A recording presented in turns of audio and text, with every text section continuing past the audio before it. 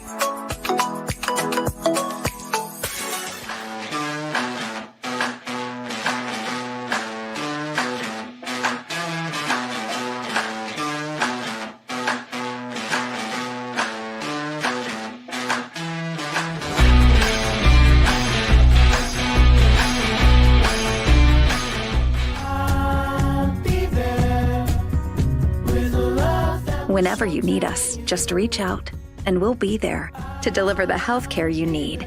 Find a care site near you at hcafloridahealthcare.com.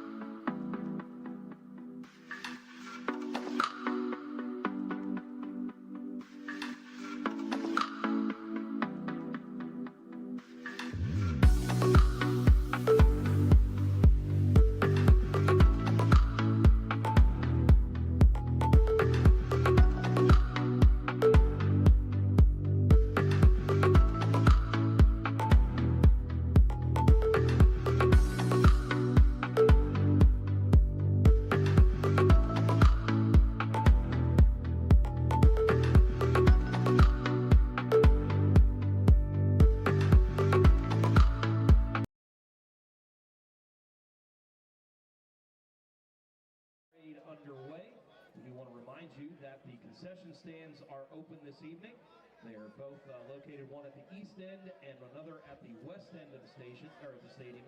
And the band has asked us to remind you that they are selling PDQ cards and flyers with a QR code. If you head on down to the concession stand, there will be having a trivia night coming up on November the 4th here at the school with lots of great prizes, and be sure to go out and have a fun night. The flyer is available at the concession stand with a QR code, so be sure to stop by and take a look at that.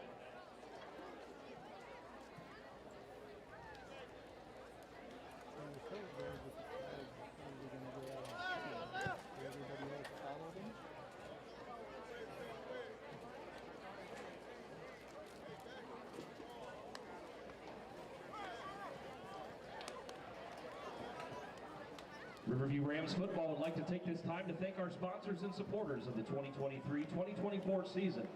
Our scoreboard sponsors this season: Above Par Capital, Allstate Insurance, Aqua Plumbing and Air, Coast to Coast Pools, Eco Clear Products, Nutter Custom Construction, FizMed Center for Physical Medicine, and Mullets Aluminum Products.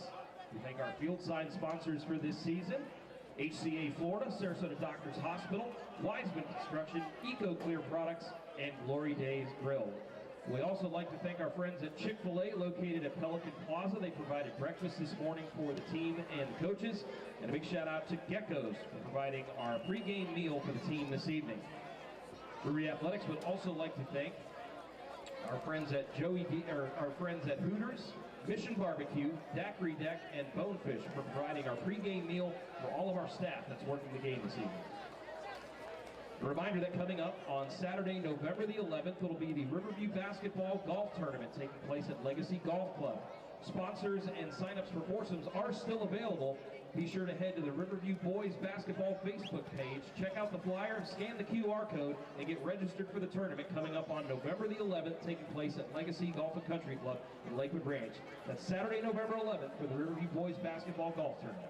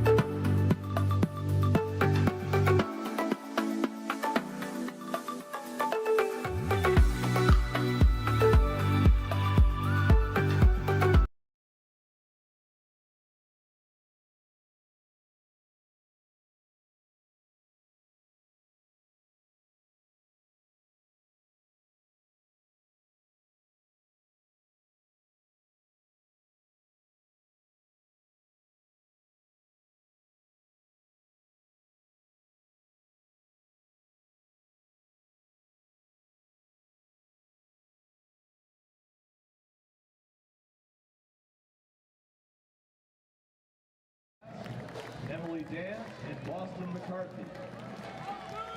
For the sophomore class, Layla Thapp and Boone Bailey. For the junior class, Mia Cook and Smith Mars. And the next four couples are representing the senior class, Grace Flint and Jack Volbeck, Shelly Hazan and Terry Robinson, Amora Jean and Paul Cloutier, who unfortunately could not be here tonight, so Jonathan Latipera will be standing in, and Molly McWilliams and Andrew White. Next, we have several of our campus clubs and organizations representing this year's Brands Abroad, who group shows travel-related teams and destinations. Senior board, Rome. Junior board, Hollywood. Sophomore board, Hawaii. Freshman board, Madagascar. The Better Together Club, Mexico. Surf Club, Costa Rica. Cheerleading, Greece. Chess Club, Slovakia. Coexistence, Egypt. Color Guard, Brazil.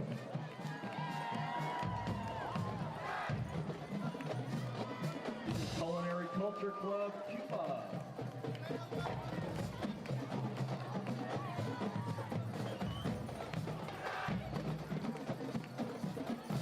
And next are Highland dancers with flight attendants.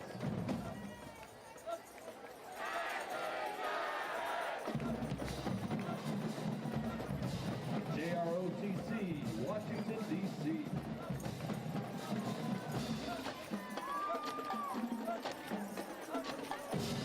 The Papillion Club, France.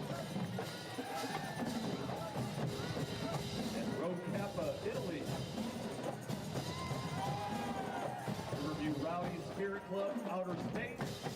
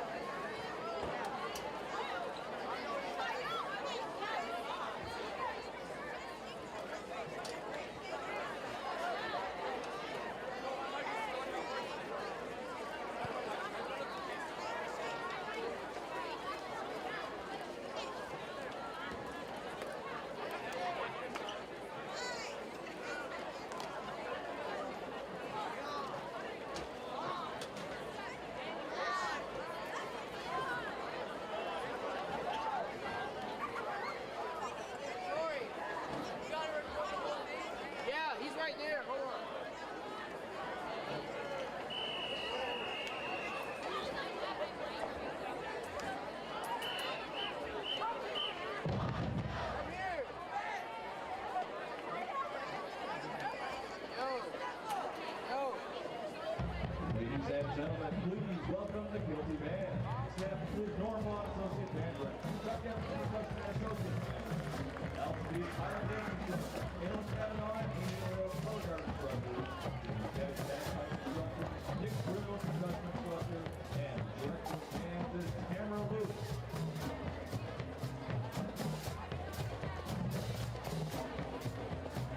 The opener pregame show tonight is God Bless America.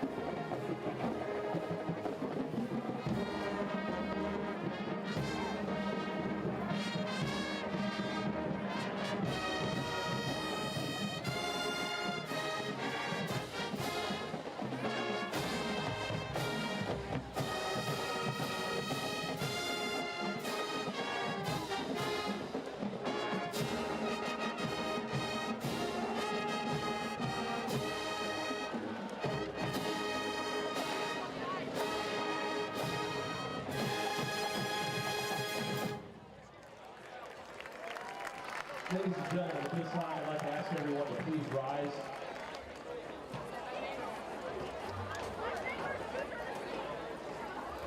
At this time, Riverview High School and the Riverview football program would like to have a moment of silence for our former Ram, Bo Christensen. Bo passed away on September 23rd. Bo wanted to follow in his brother Charlie's footsteps and play for the mighty Rams. Bo transferred to Riverview in the spring of 2021 and was shortly diagnosed with brain cancer after his transfer. Bo fought a valiant fight, but unfortunately succumbed to this terrible disease. We ask at this time that you would please join us in a moment of silence in remembrance of Bo Christensen.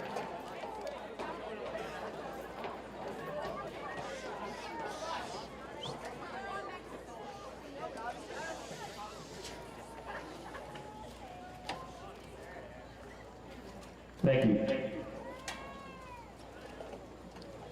Pipe Major Gregory Peck now leads in the traditional play of Amazing Grace. If you want to use names, it's fine.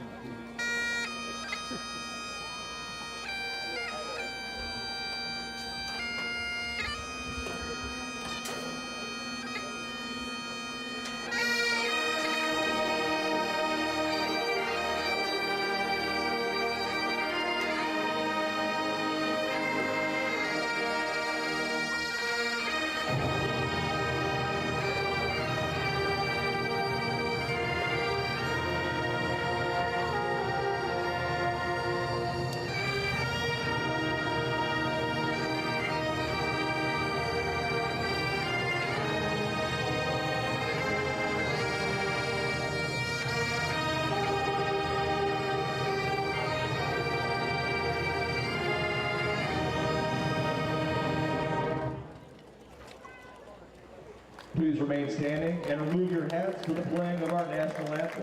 We thank the JROTC for providing the color guard and raising the flag at the west side of the stadium.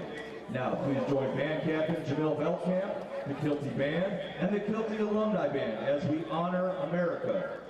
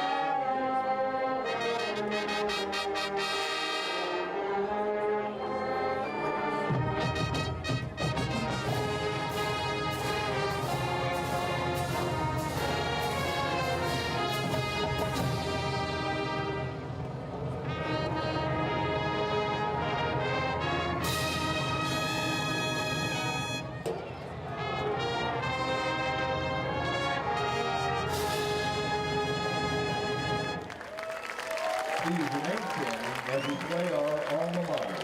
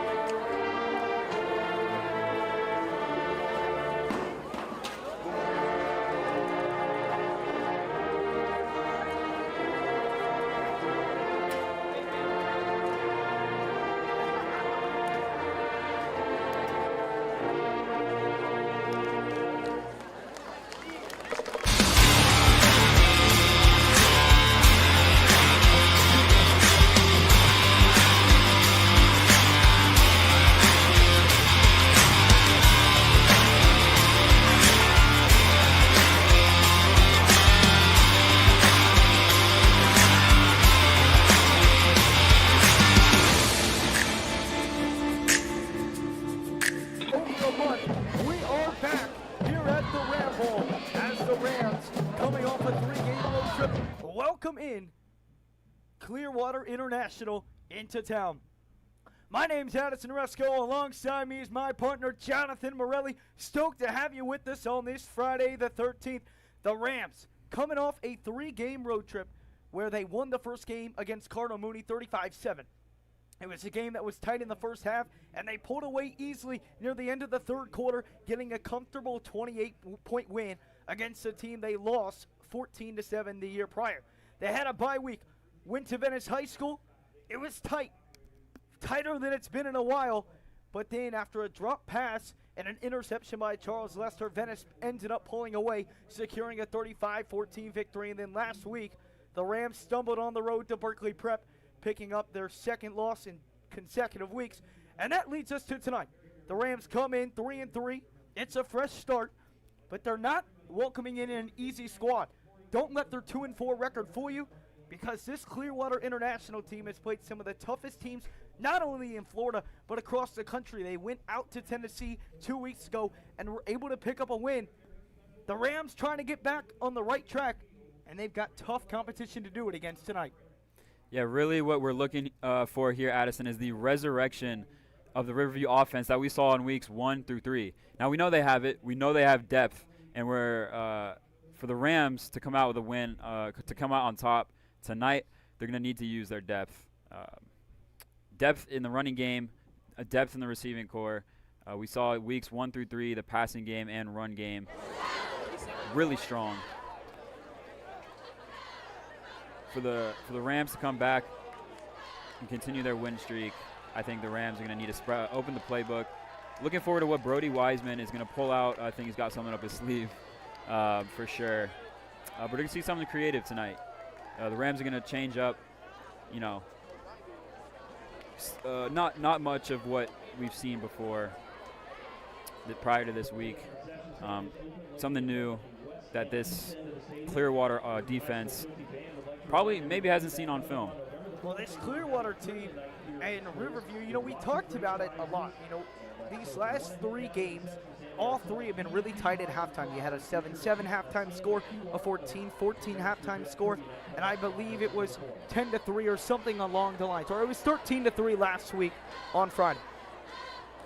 They're keeping it close at halftime, but the problem so far has been the continuous of the offense, especially in the last 2 weeks. Coach Smithers talked about it. He said they've got too complacent. It's been too much run, and they've got to work on implementing the pass. And the pass game has been something that really has worked all year long. You've seen the amount of long balls we've had from whether it's Thomas to Campbell or Anthony Miller to Campbell. The Rams have that offense, but they didn't really open up the playbook in that game in the last 2 games versus Venice or Berkeley Prep, and it's going to be something that you have to do tonight against Clearwater International. Clearwater International held Riverview to 7 points last year. They went on a 46-0 scoring run after Charles Lester scored a 30-yard touchdown to open the game up. The Rams are going to have to open up the playbook, and they're going to have to get it done through the air, because as great as DJ Johnson and as great as Isaiah Belt are in the running game, nobody's going to deny that. It has to get done in another way. Otherwise, you become too predictable. And that's what's happened the last 2 weeks for the Rams. But they got a great shot tonight to get back on the right track in front of the homecoming crowd tonight. The Rams about to make their way onto the field, and we're about to bring you the Rams and the Knights coming up here on the Riverview Rams Sports Network.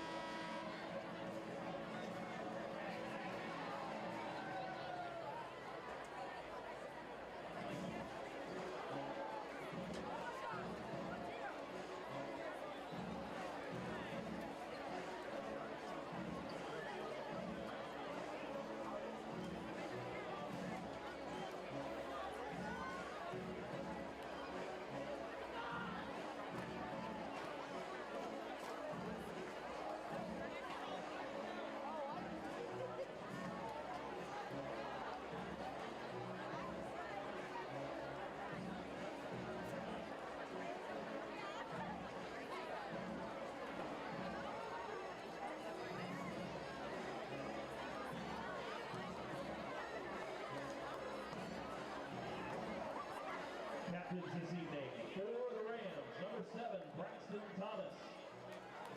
Number 10, Henry Fiorilio. Number 34, Chase Caldwell. And number 55, Weston Rubadario.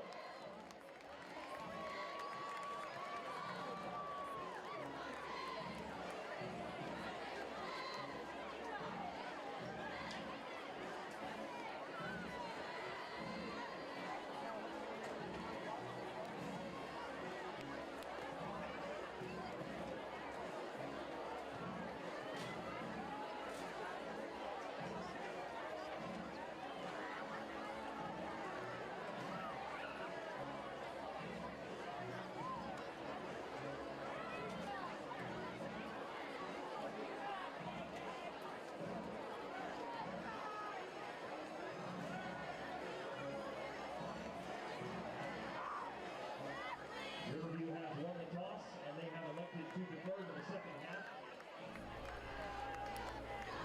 The Rams have won the toss and have elected to defer to the second half.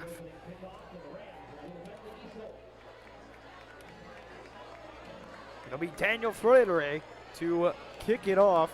Multiple touchbacks for the Rams, and it's been something that they have lacked. We saw it in the games against prior opponents in the first 3 games of the year. They were not able to kick it out of the end zone. They were doing booch kicks, and it really hurt them, especially in that game against Buchholz. Multiple kicks to the 30, 40, which allowed big returns, or multiple kicks out of bounds. The Rams have found that guy to boot it in the back of the end zone, and it's of high importance because, especially in that Buchholz game, in a game where Riverview was in it, had a chance to win it, but the main issue in that game was the field positioning. Now the Rams aren't going to have that setback in a future game, which is huge. It's a very underlooked part of the game. You know, not many people are thinking, oh, got to have the kick. It's important, especially when you cannot get it past the 25-yard line. Right, the mental battle when competing against a team such as Clearwater, a very highly ranked team in the state of Florida. The mental battle as it is already tough enough, right? So you cannot hurt yourself with 15-yard penalties. You can't hurt yourself with lack of discipline, and you need to win the field position battle. To beat top teams like Clearwater International, you've got to play clean football. That goes without saying, but you've got to win the turnover battle. You've got to win. You've got to win the penalty battle. You have to control what you can control. Obviously, there's things that you can't control, but little things like that, that's going to keep you in the ball game, and that is going to win you football games. Now, you can't do that for just one half like they did against Venice. You've got to do it for a full 48 minutes tonight against the Knights. Right, what the Rams are looking for in this game is stamina, right? First half, tension's high, homecoming game, everyone's hyped, the team comes out banging. It's going to be a good first half. Second half, however, are they a first half team? Are they a second half team? Or are they a four-quarter team? Right, and that's what is going to be the biggest thing tonight. But as you said, when playing a team like Clearwater Academy, you need to control the little things, the things that you can control.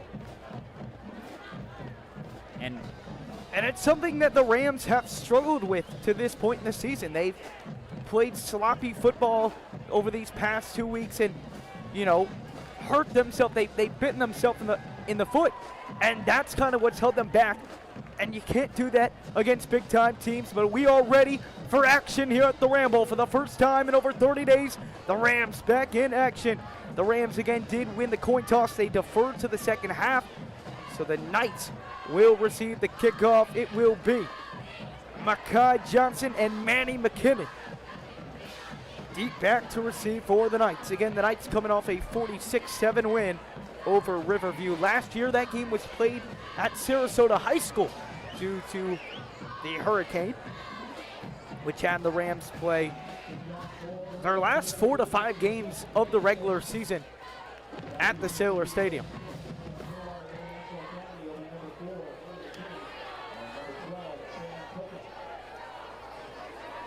some new additions to the Riverview roster since the last home game in the Ramble. Transfers Jason Evans came over from Booker High School, and it will be Majestic Van Ingen to boot it away.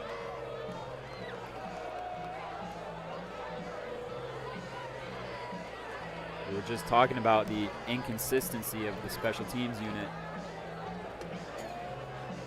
Let's see what they go with here.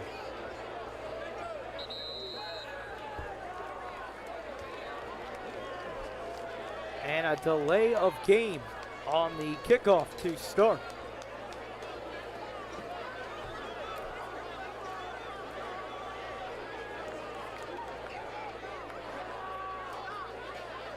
So Riverview will be kicking it away from the 35-yard line. We just talked about it. The special team miscues, the stuff you can't do in this type of game. Yeah. We'll go again from the 35-yard line this time for Majestic Van Ingen. In a game like this, the Rams as a team need to make sure that the game comes down to talent versus talent. The Rams cannot afford to give Clearwater anything in this game. Something they should have been working on during the week, during practice. And it's an onside kick to get us started. And who falls on it? I think Riverview has it. And they do. Talk about making up for the miscue on the penalty. Majestic Van Ingen, a beautiful onside kick, and the Rams start across midfield. You know, we have been talking about it with Majestic. It was a game against Buellholz, I believe, where she had three onside kicks, almost had it each time. You thought, wow, they could have gotten that. Here it is, first kick of the game, and Majestic Van Ingen, a beauty. And the Rams start the game with all the momentum. Like I said, I thought the Rams would have something up their sleeve, and there it was. The Rams have got to be aggressive throughout the game. That is how they're going to win this football game. So it'll be first down and 10 for the Rams. Continuing to shock the Clearwater offense, defense, and special teams unit. The element of surprise will be extremely beneficial to the Rams here tonight. Thomas in at quarterback. Isaiah Belt to his right.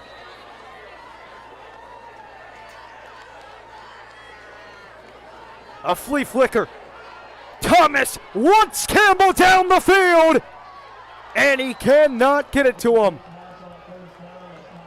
Thomas seemingly hesitating to get rid of the ball. TJ Wilson in on the coverage. The Rams wanted the trick play right away. It's something that we haven't seen these past 2 weeks. First play of the game, they go for the flea flicker, and you like your chances with a one-on-one with Anthony Campbell. But good coverage right there by TJ Wilson, the sophomore defensive back.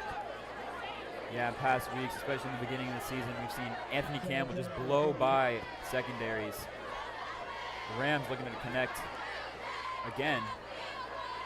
Just a little underthrown ball. On second down. The handoff is to DJ Johnson, and he is swarmed by a flurry of Knights. And it's going to bring up third down and around 7 after the gain of 3. Well, you love the aggressiveness so far for Riverview. You had highlighted that. The onside kick to start the game, the deep shot down the field. Third down and 7. Yeah, we're going to see the Rams dig way into their playbook, I think, throughout the entirety of this game. And an offside. Evan Aubrey, the left end jumps, so it'll make it third down and much more manageable. I think one thing the Rams are going to need to get creative with is not using the middle of the field as much. Playing against a team like this, that middle of the field, those running back, those handoffs up the middle. And they will hand it off up the middle, and DJ Johnson lowers the shoulder and picks up the first down. The first down of the game for the Rams, and they'll move across the 35-yard line. One thing we're looking to see tonight is the combination of running and pass plays that we saw when the Rams played at home. Handoff, DJ Johnson. In weeks 1 through 3. Another 9-yard gain for DJ Johnson, and it brings up second down and short. The run game working early here for Riverview. Yeah, something we saw really early in the season is multiple runs in a row up the middle, and then play action, deep ball to Anthony Campbell down the field for typically a big gain. Like I said earlier, utilizing that element of surprise. Handoff on second down and 1. Johnson falls, his blocker slips at around the 20-yard line and picks up the first down. Forrest Loving there to trip him up. So another first down for the Rams, and they're moving right down the field on their opening drive after they recover the onside kick. It's Thomas in the shotgun inside the red zone for the first time tonight.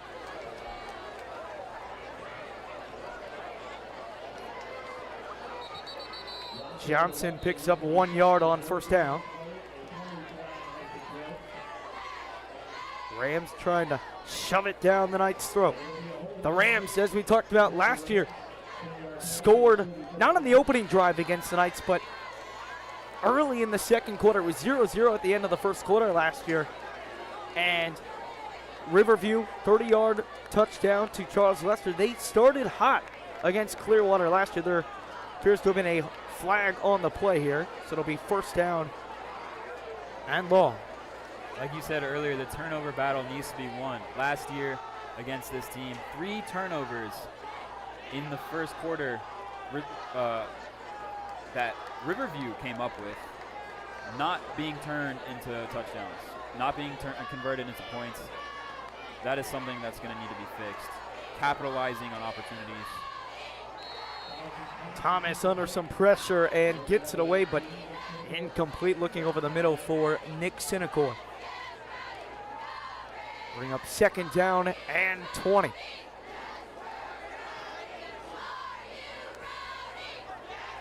A nice crowd here unfolding at the Ram Bowl for homecoming night. Thomas on second down and 10. Keeps it. Thomas, shake and bake, got by and plows his way to the 15-yard line to make it third down and short. Excuse me, that was second down and 20, so a nice pickup of around 15 yards to make it third and manageable. 8:44 to go here in quarter number 1. Rams on the opening drive after recovering Majestic Van Ingen's onside kick.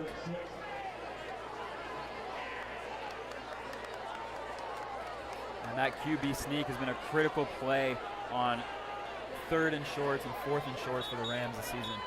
And Riverview will call their first timeout. Josh Smithers wants to talk it over. What a start we've had here tonight. 8:23 to go, first quarter. It's the Rams driving. 0-0.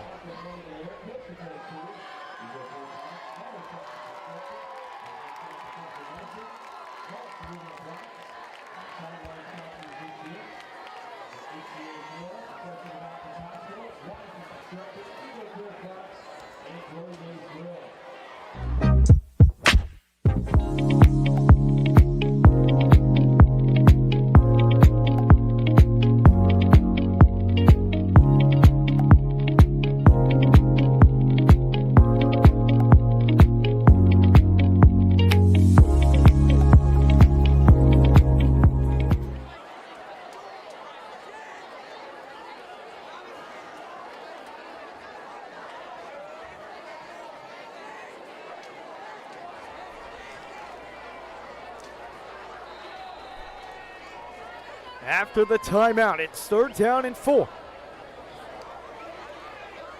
Isaiah Belt the back. Night show pressure. Thomas rolls, fires to the end zone, and it is almost intercepted. C.J. Cresser had his hands on it. He was looking for Anthony Miller, and the field goal unit will come out.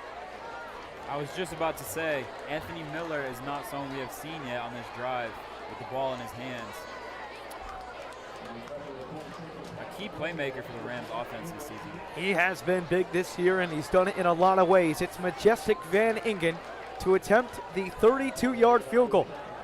She kicked her career high last week against Berkeley Prep, nailed it from 39. She'll look to give the Rams the lead in the first. And Van Ingen drills it. Majestic Van Ingen continues to impress on the season, and from 32 yards out, she gives Riverview the early 3-0 lead. 8:14 to go here in quarter number 1. It's the Rams 3 and the Knights nothing.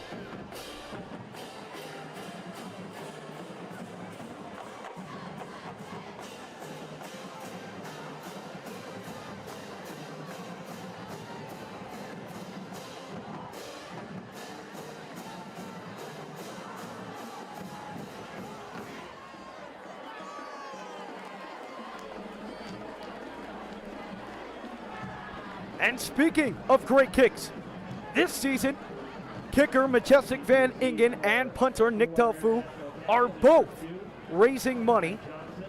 They're partnering with Every Kick Counts, a fundraiser to raise money for Count the Kicks, a life-saving nonprofit organization dedicated to the prevention of stillbirth. Count the Kick teaches parents about the importance of tracking their babies' movements and have saved babies in 40 states and 4 countries. You can pledge per point that Majestic scores, or make a flat donation through the QR code.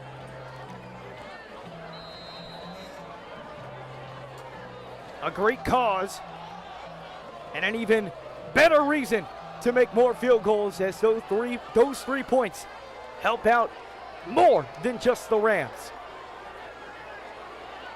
And a long return from Makai Johnson, cuts up at the 50-yard line and taken down at the 40. And the Knights will have great field position for their first drive. Just an absolutely too big of a hole on the return there. The Rams getting blocked out. Not much they can do. It will be first down and 10 for the Clearwater offense.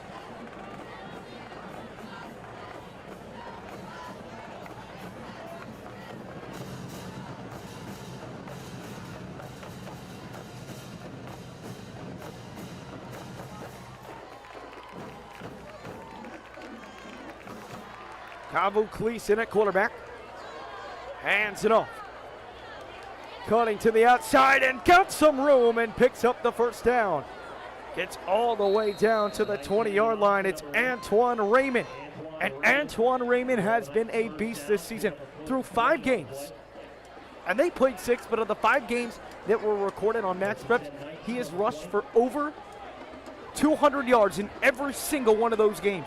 Averages 215 rushing yards and has 1,075 already this early in the season. On first down and 10, flag does come out. It's a 7-yard reception for Mekhi Johnson. We'll see what the marker is.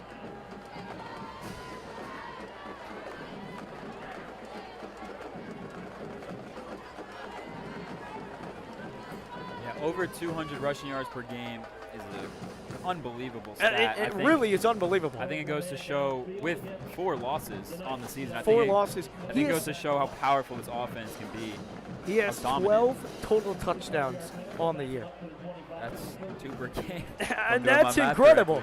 I mean, that's more than 2 a game. That was only with 5 games marked. So through the 5 games that were marked, he's over 2 a game. And it's incredible. First down and 15. Cavu Cleese with Raymond behind him. They'll give it to Raymond, but men in the backfield. Jack Fulvig on the stop. Jack Fulvig right there, throwing him to the ground. Jack Fulvig, an absolute unit, getting in the backfield. I mean, probably every offense that comes from the Ram Bowl. Second down and over 20.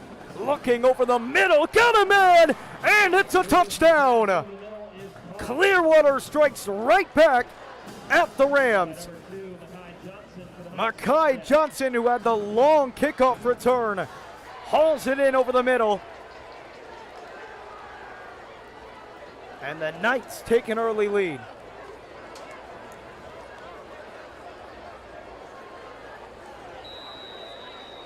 Yeah, the receivers continually shading over towards the middle. Number 22, Braden Lenz, stuck behind him. Can't quite get it to that hip.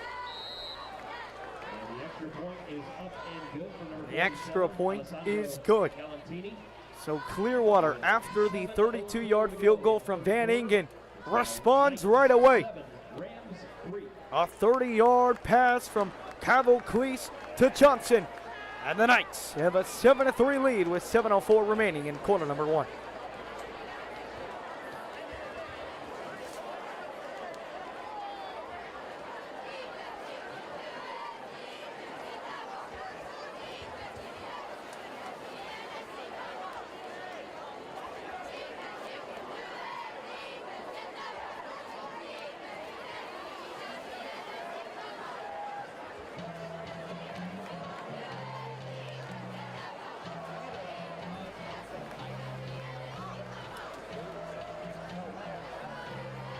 Gallanty to boot it away for the Knights.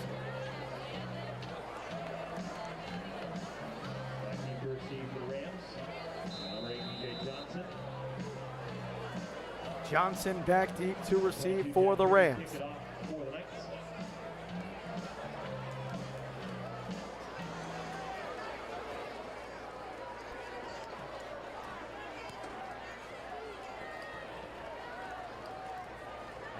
Johnson will let it roll into the end zone, and the Rams will start at the 25-yard line.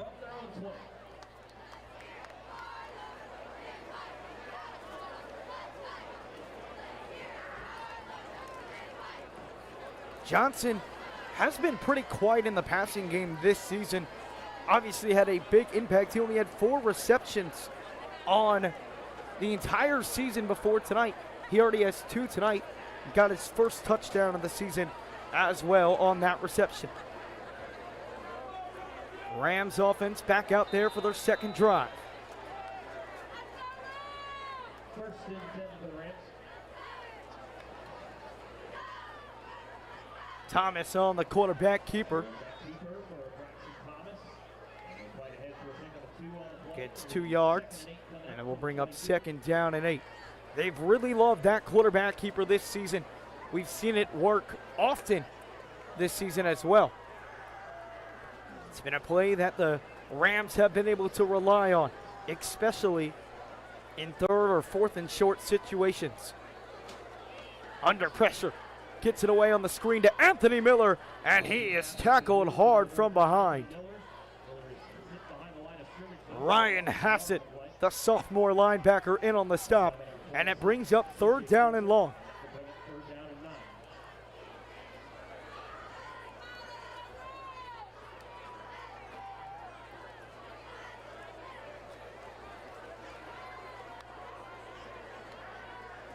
Thomas tries to get him to jump.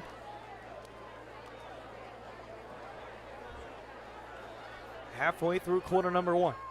Rams trail 7-3 on homecoming night. Thomas on 3rd down, fires, got Campbell, and it's a first down. Excuse me, that is Jackson Wobtrowski on the reception. Got the yards for the first, and the Rams will move the chains. 32-yard line. Correction, the 33, and with that reception, that's going to move the chains. Good enough for a Riverview touchdown. Yeah, I think that's something the Rams are going to need to accomplish throughout the night, spreading the ball all the way across the field to all of their receivers. You know, relying on one receiver. And third downs have really been a struggle for this team, especially recently. And good job there on 3rd down and 9, able to convert, keep the drive alive. A 3 and out there after the touchdown would have been pretty deflating. Staying on his feet, powering ahead is the running back DJ Johnson. Gets to the 39-yard line for a pickup of around 5 yards on the carry.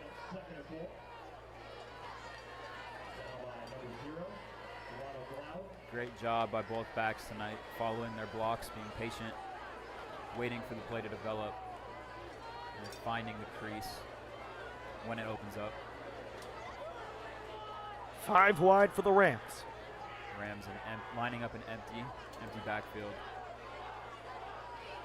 No running back in the game, 5 receivers. Knight stack the box. They bring the pressure. Thrown over the middle and almost intercepted. A real opportunity right there for TJ Wilson. And it will bring up 3rd down and short. TJ Wilson read it perfectly. Just couldn't get there in quite enough time. And again, brings up 3rd down. The Knights defense bringing a lot of pressure there on that play, causing Thomas to prematurely release that ball, missing an open receiver. Possibly could have been a first down.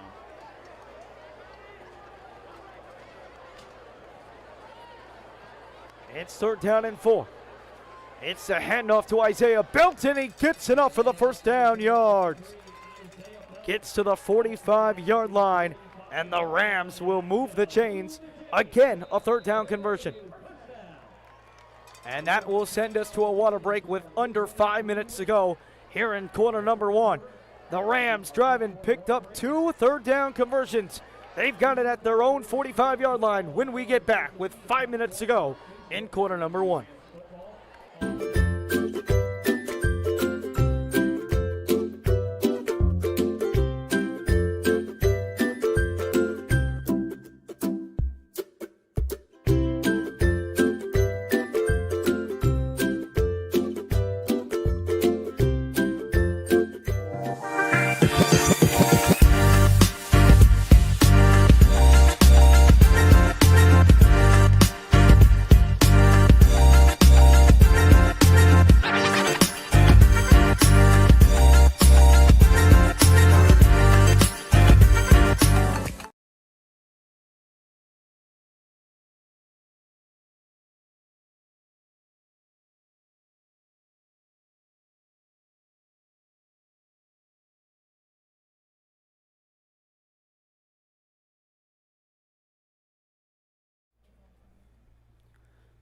First down and 10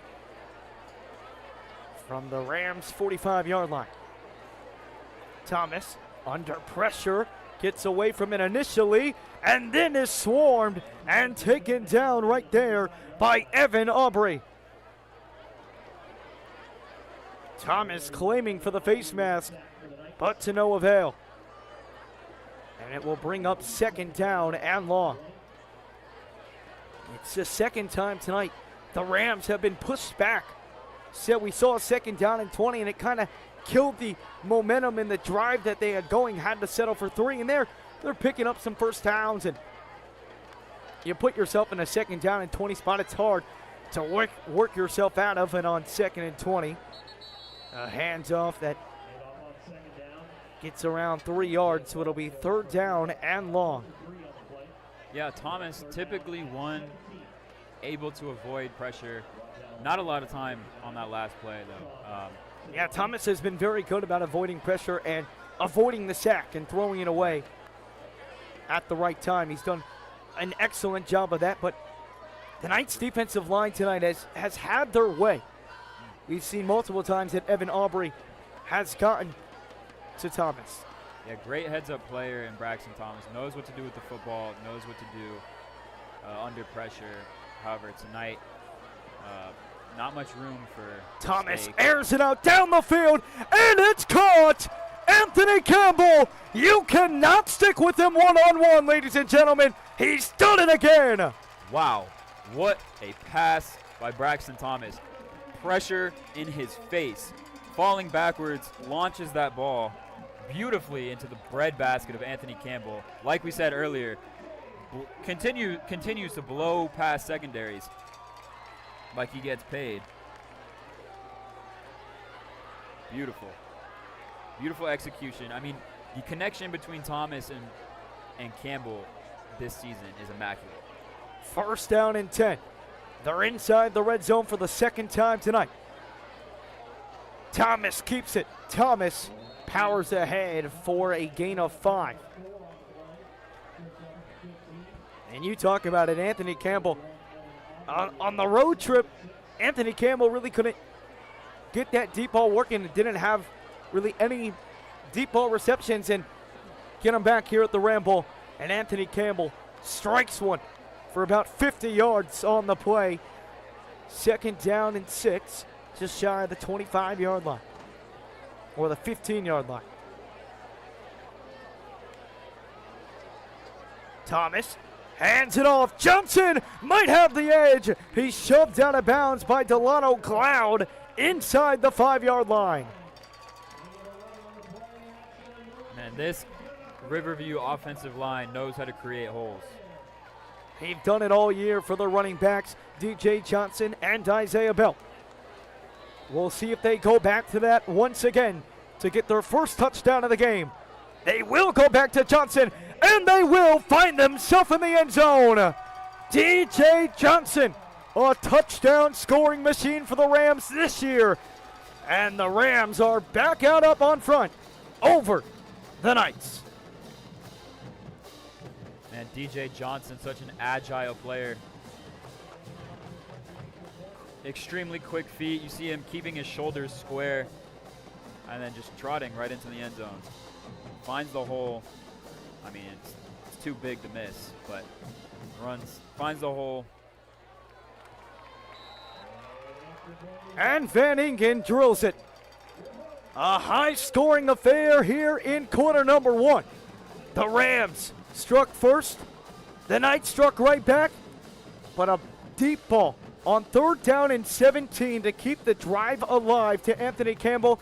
And then DJ Johnson said, I'll take the rest of the load, and punches it in from 4 yards out. The Rams 10, the Knights 7, 1:49 to go here in quarter number 1 on homecoming night at the Ramble.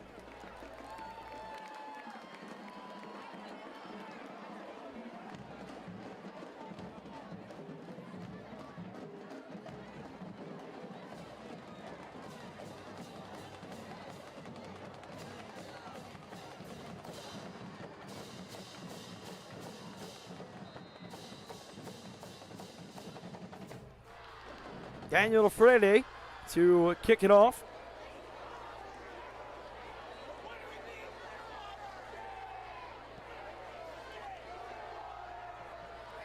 And gets to the 5, and it's McKinney on the return. And McKinney tripped up and taken down shy of the 20-yard line. I think that last drive is going to produce a lot of momentum for the Rams. I mean, as we saw there, beautiful execution by the kickoff team. Getting down the field, I mean, I'm not sure who made that tackle, but great play there. And the Knights were able to work with a short field on the first drive of the game. Not so much this time. They'll start inside their own 20. Ball at the 18-yard line. It'll be first down and 10. Right up the gut, it's Raymond. And he is taken down.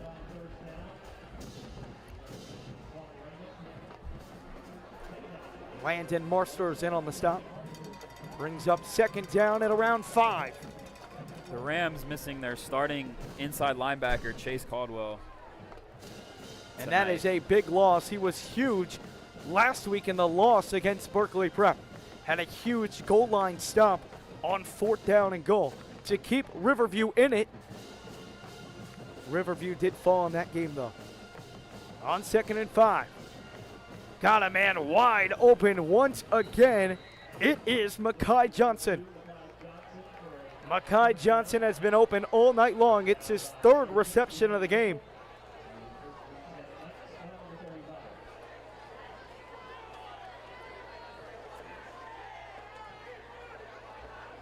Cavo Cleese has found his favorite target, no doubt about it. First down and 10 at their own 36-yard line. Hands off up the middle, and a nice tackle right there by Luke Haskins. Khalid Campbell, the carrier. Khalid Campbell was the main running back last year against the Rams and did run 1 touchdown in for a score. Campbell fumbled it twice, however, in that game. Cavo Cleese trying to find Johnson again, but it is intercepted.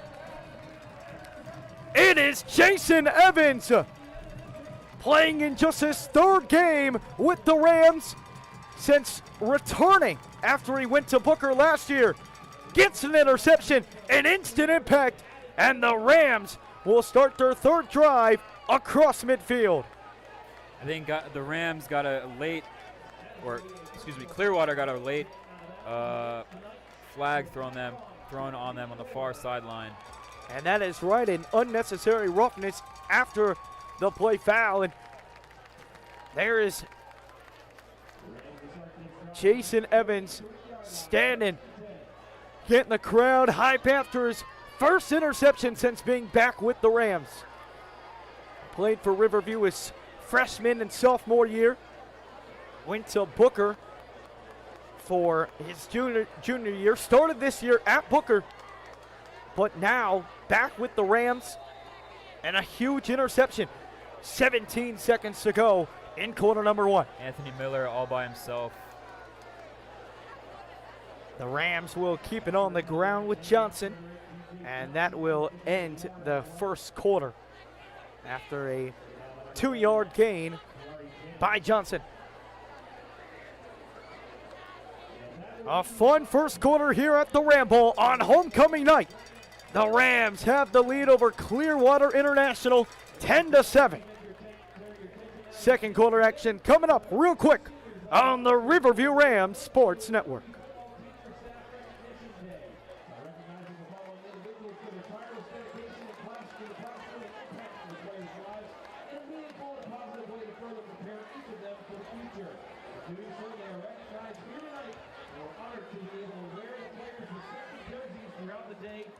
Tonight. Bradley Weller recognizing Heidi Lynn, Jackson Matrovsky for Michael McGuckin, Anthony Campbell for Anthony Campbell Sr., Felipe Lavature for Marcy Paul, TJ Smith for Travis Smith, Jermaine Mitchell for Emily Waffle, Braxton Thomas for Brody Wiseman, Jason Evans for Rob Dragish, Jabori Denrow for Blair Perry, Henry Fioriglio for Rebecca Heinz. Luke Haskins for Vicky Hosmer. Brandon King for Caitlin Bauer. Majestic Van Ingen for Sarah Hughes. Jeremiah Dawson for Alexander Lichter. Nick Sinicor for Mark Cristiani. Cooper Dotson for Vanessa Sanchez. Braden Lenz for Rebecca Quinn. Jack Richard for Kim Johnson. Daniel Friere for Donald Basler. Lincoln States for Gabrielle Wasserman. Chase Caldwell for Elizabeth Bonino. Mike Theodore for Ashley Hernandez. Oliver Hunter for AJ Brown. Jack Folvig for Jason Mockerman. Malik Bird for Jessica Curtis. Weston Crudadoria for Brad Holderbeck. Josiah Williams for Mike Crudadoria. Julius Edwards for Allison Berry. Richard Wynn for Sarah Hufford. Christian Lietzau for Rachel Meyer. Tayton Evans for Regina Miller. And everyone at large for Josh Mockerman. Ladies and gentlemen, how about all these fine teachers and staff members that have been recognized by our senior football players here tonight? Thank you for the contributions that you have made to all of our student athletes.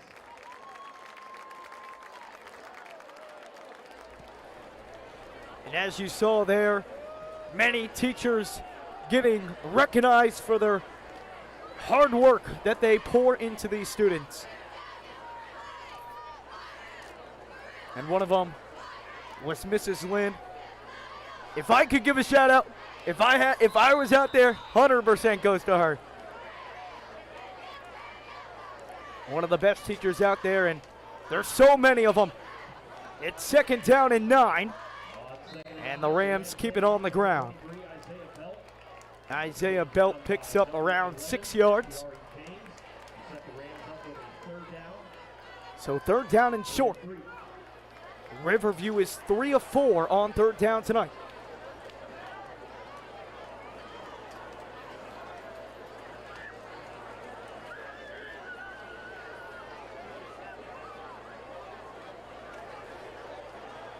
Second quarter just underway. They'll keep it on the ground. Johnson, does he have enough? It's going to be close. Looks like he might just be short. It's going to be 4th down and inches. About a yard shy of the first down, so it'll be 4th and 1.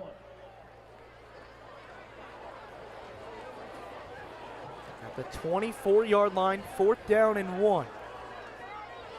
They will not send Van Ingen out there. They'll keep the offense on the field. A 4th down and 1.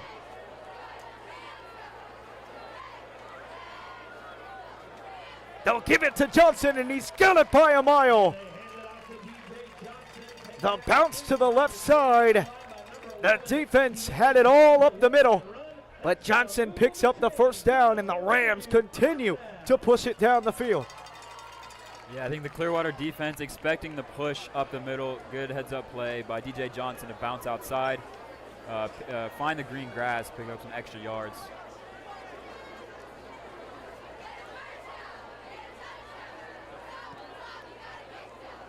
Riverview in the red zone for the 3rd time tonight.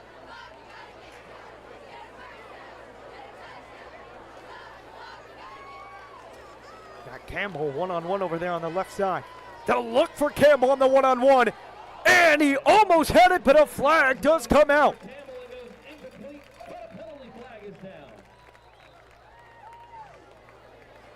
Leaving Campbell one-on-one is a really questionable decision. Kiari James, the man in coverage who was flagged.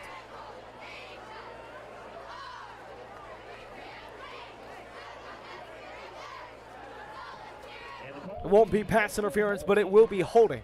Clearwater International Academy. So it'll be a 10-yard penalty, and the Rams will move. Penalty will be half the distance to the goal. See exactly where they move them, since they were inside the 20, half the distance. It looks like we're looking at the very And they'll rare put it at around the 9-yard line, right between the 9 and 10-yard line. So it'll be 1st down and 2. Johnson the back. The Rams are knocking on the door of their 2nd touchdown of the night. trying to get a double-digit lead over the Knights. Hands it off. Johnson, does he have his second? He is tripped up. That's a nice tackle made right there. Allowed the man to stop it. And it will bring up second down and short.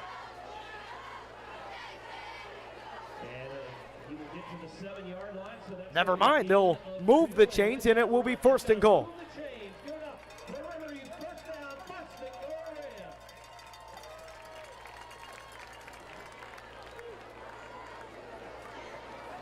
Thomas in the shotgun on first down and goal. No shocker, it goes to Johnson, and he's down at the 1 yard line.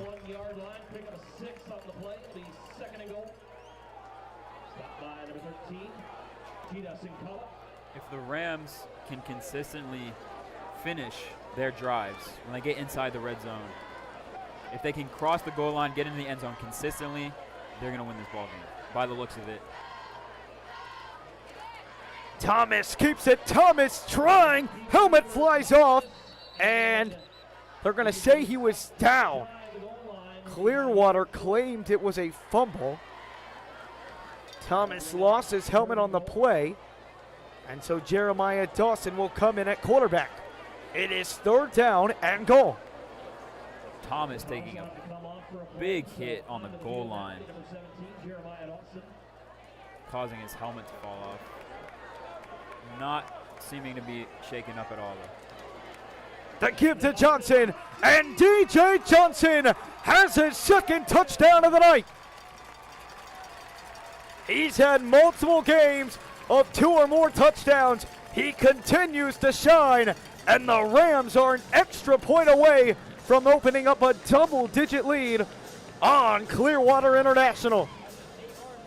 An impressive drive from start to finish. And it all started with the interception by Jason Evans. And talk about pounding the rock. Rams ran it right down their throat. They implemented a pass play, and it worked beautifully, drew a penalty. The Rams have been moving down the field. The offense that they have been searching for these past 2 weeks has come to life. 9:42 to go here in quarter number 2. And the Rams have a double-digit lead on Clearwater International.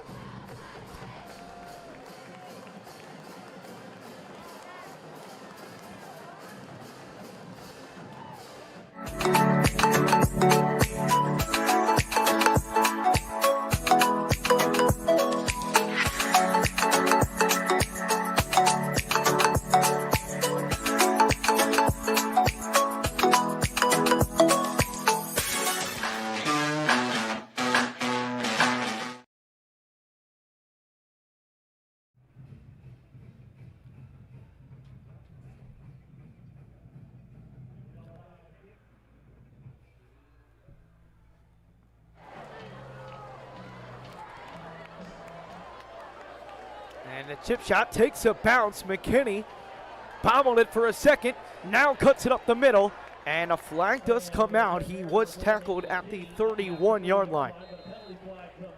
We will see what the marker says.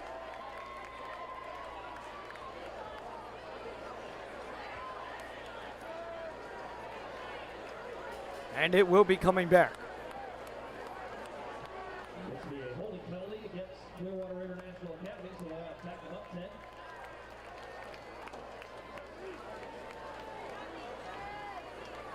So first down and 10 coming up for Clearwater. Cavo Cleese was trying to find his main man, Mekhi Johnson, but found Jason Evans. Clearwater was moving. Evans put a stop to it, and now the Rams have a 10-point lead. What do the Knights and Cavo Cleese have to say about it? It's first down and 10 inside their own 20-yard line. Handoff up the middle, and he's met right away. Luke Haskins in the heart of that defensive stop. James Griffiths also there.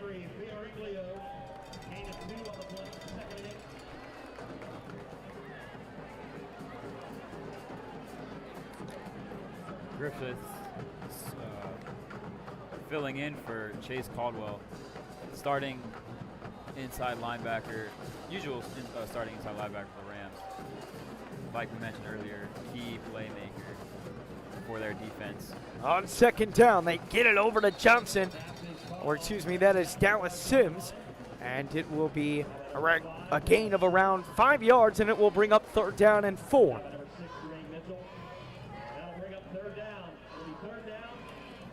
A big 3rd down here for the Knights.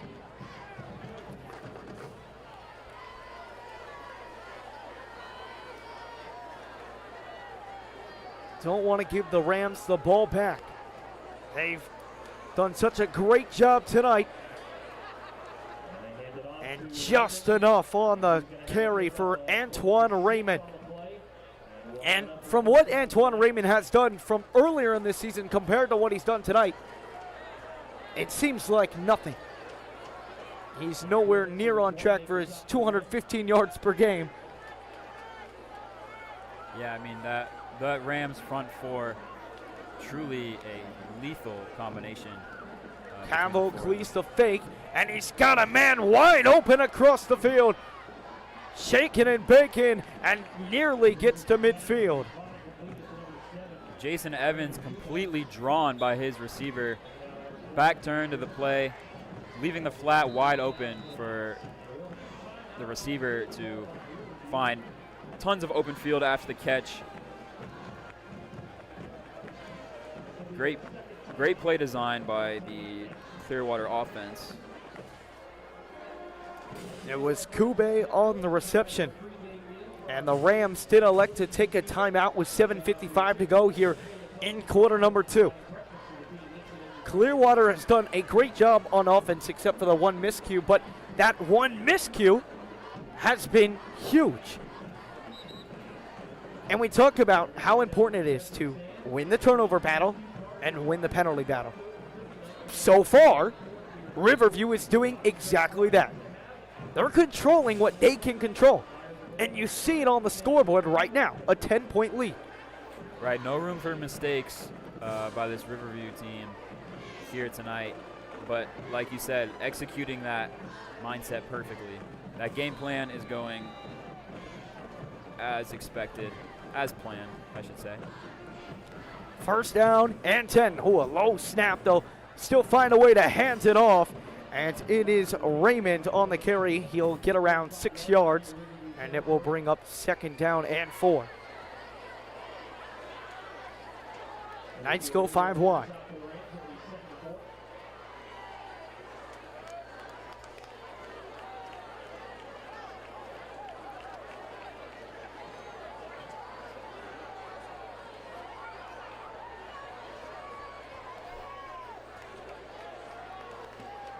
Rams get some pressure, and he fires over the middle for Johnson and overthrows him, and it will bring up 3rd down and 4.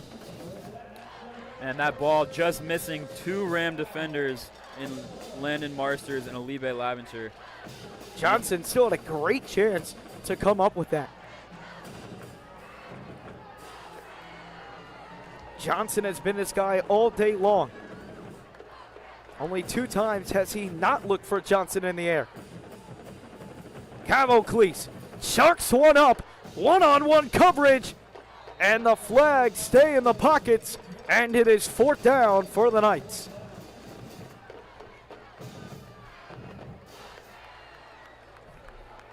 And we'll see what the Knights elect to do on 4th down and short at the Rams' 45-yard line.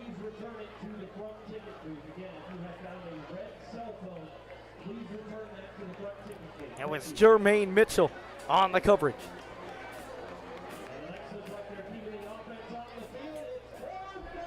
It is 4th down, and they will go for it. Camo Cleese leads the offense back on there.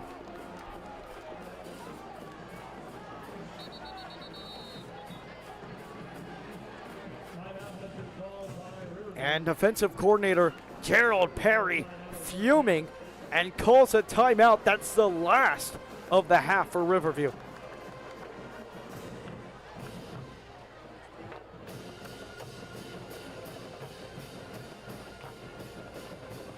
He is absolutely giving it to the defense. James Griffiths on the tail end of that. Not a spot you want to be in. Nope. Doesn't matter how well the defense is doing. When Coach GP sees an imbalance in the defense, he's going to let you know. And it's a huge play that's coming up. And Coach Perry wants to get it right. A chance to give Riverview the ball back in great field position once again. Raymond in the backfield.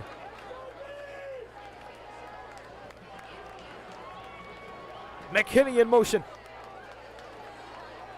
They'll give it right up the gut for Raymond, and he picks up the first down, stays on his feet, and finally is taken out of bounds. Griffiths tried to throw him to the ground, but Raymond said no.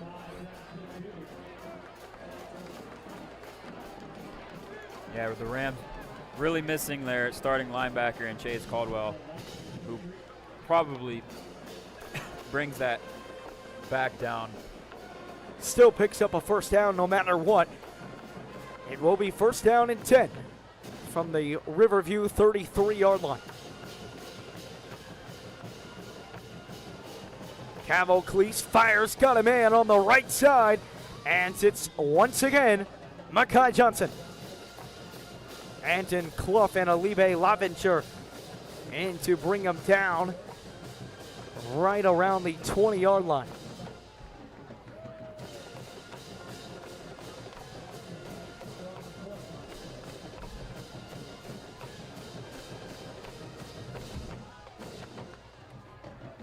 The handoff up the middle. Raymond brought to the ground.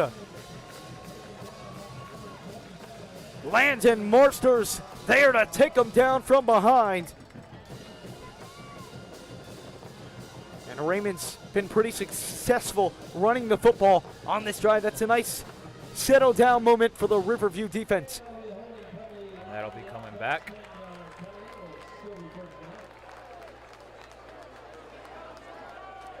So it will be first down and 20.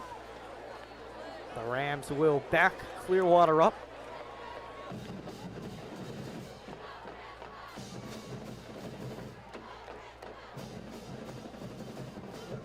And on first down and 20, Knights go 5 out.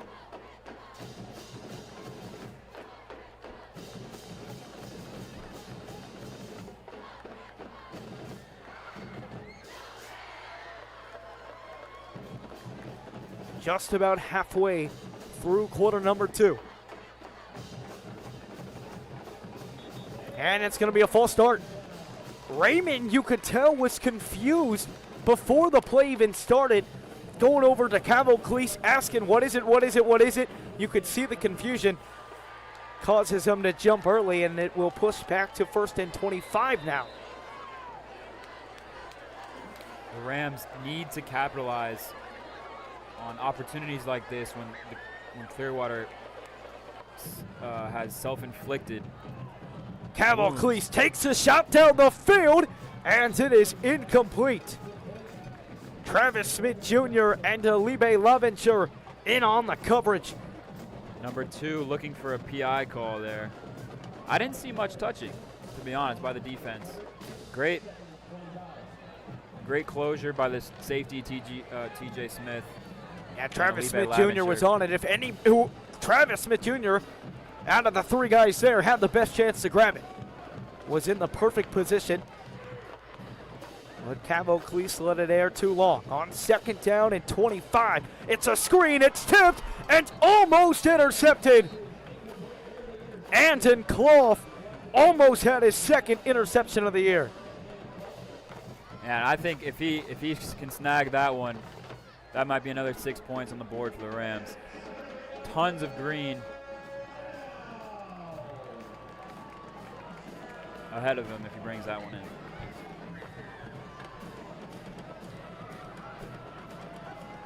Four guys deep in the Rams secondary. 6:13 to go here in quarter number 2. It is third down 25.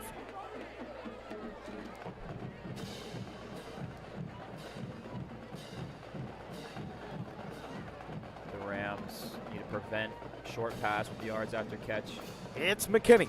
3 guys surrounded by him. Evades one, cannot evade the rest. It will make it 4th down and around 13 yards, and we'll see if they send out the field goal team. They will.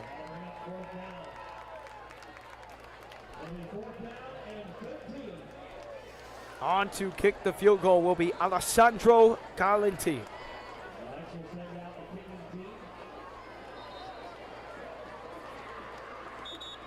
It will be a 40-yard field goal.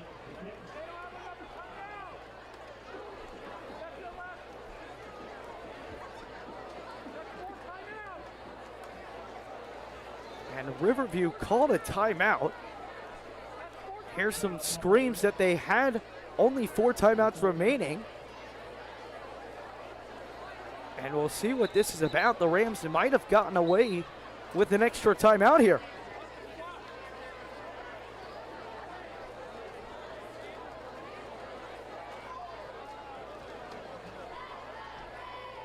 Clock running. Not sure why.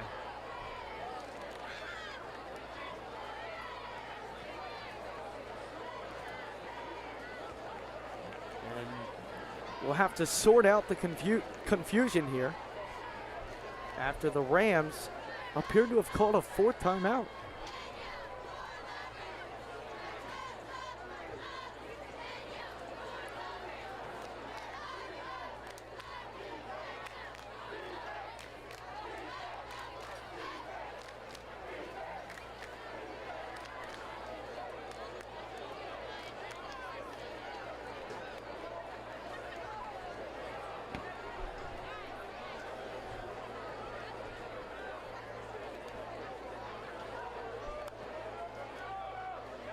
And they will attempt a 40-yarder to close the gap to a 1-score game.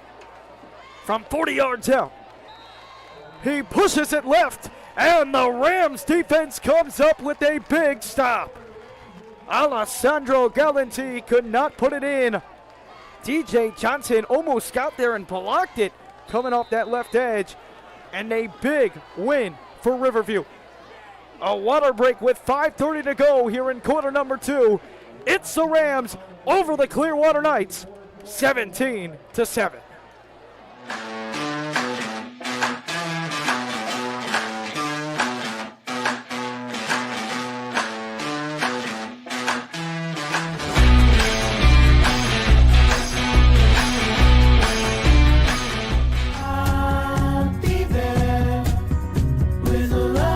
Whenever you need us, just reach out, and we'll be there to deliver the healthcare you need.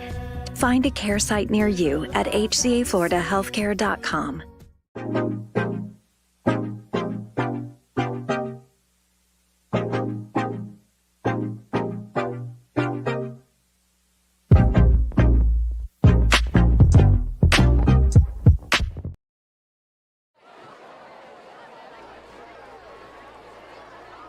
The Rams will take over at the 20-yard line after the missed 40-yard field goal.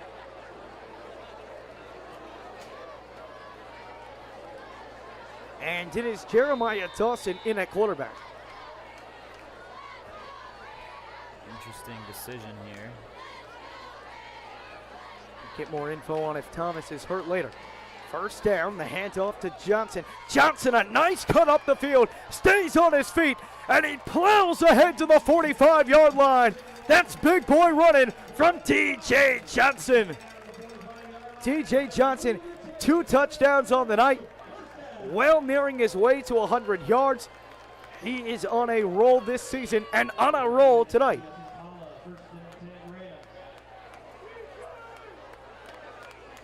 .5:10 to go here in quarter number 2. Dawson. This time it's to Belt. Belt, a nice move and still on his feet. Pushing 3 Knights with them, and he picks up 7 yards.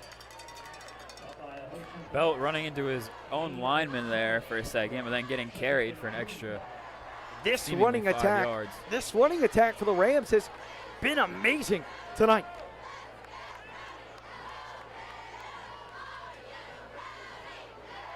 Right back to Belt. This time Belt is tripped up behind the line of scrimmage, and it will bring up third down.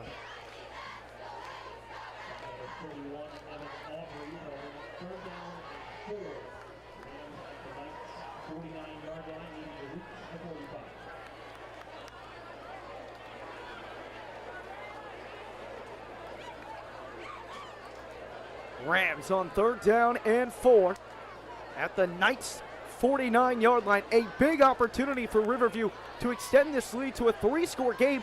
And remember, even though they got the ball to start the game because of the onside kick, Riverview will get the ball to start the second half. It's going to be close. Depends on the spot. And they will give them the first down. DJ Johnson picks up just enough to move the chains.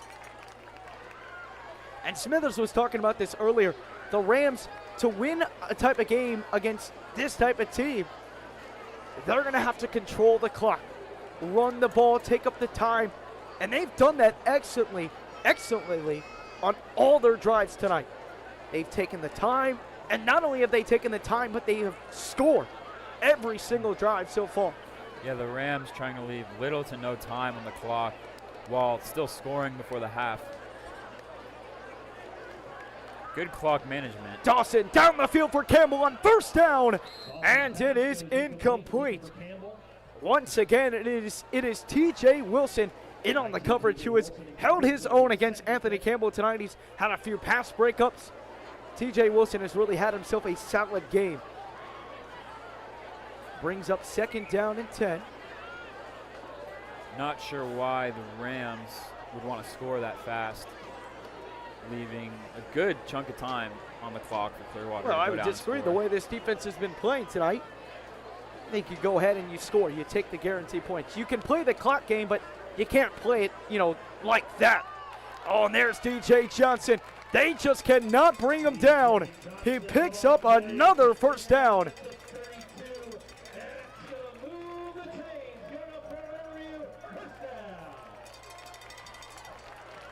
Isaiah Belt takes the place of DJ Johnson on this play. It's first down and 10 inside the Knights' 35-yard line. And an injury over on the left side. Officials timeout for an injured player.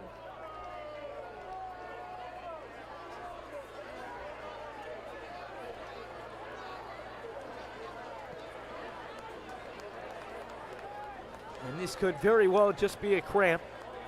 In this type of humid weather, trainers will go on out and take a look at him.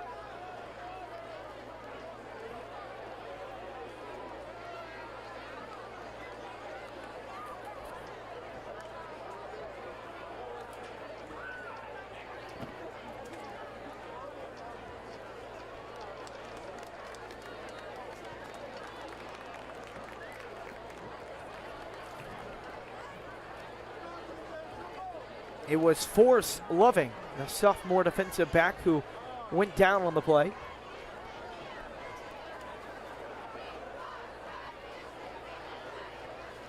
It'll be first down and 10 from the 33-yard line.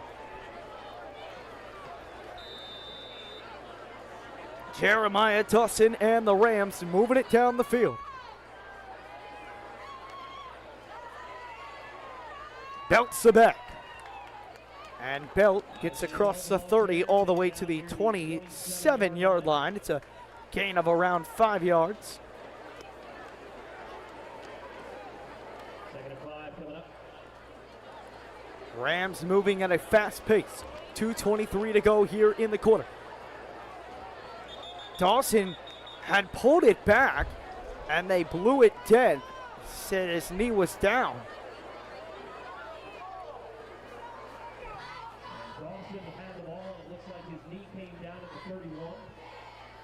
Let's take another look at this here.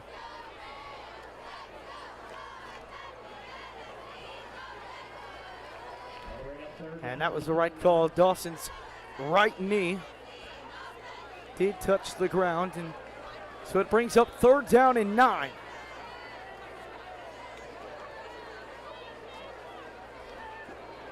Unfortunate slip there for Dawson. Tons of running room on the right side. When you saw the Knights, and Dawson had the right idea on the QB option right there, all the Knights came converging in on Isaiah Bell.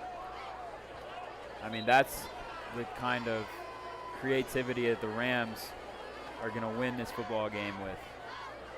All night, feeding the running backs. That QB sneak, especially by a non-running back in Jeremiah Dawson. Non-running quarterback, excuse me. 3rd down and 9. You don't hear it often, but 3rd down has been Riverview's bread and butter tonight. And that was the classic announcer's jinx right there. DJ Johnson dropped at the 39-yard line, and this will have the punt team come on out. Taking them out of field goal range with that loss of yards. Clearwater International uses their first timeout, so they'll have 2 remaining with about 1:40 to go here before half number 1 comes to an end. And it looked like even if Riverview couldn't punch it in the end zone, they were going to be able to settle for a field goal, but the slip by Dawson, the 5-yard loss on 3rd down and 9 sets them back. Now they're forced to punt it away.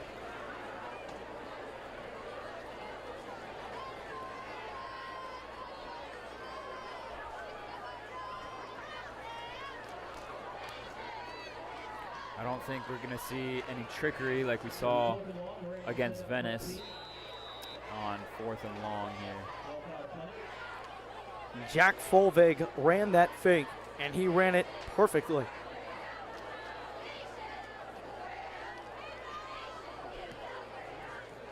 And gets it away. And it's muffed, and the Rams fall on it! Unbelievable! Talk about catching a break! Makai Johnson absolutely botched it.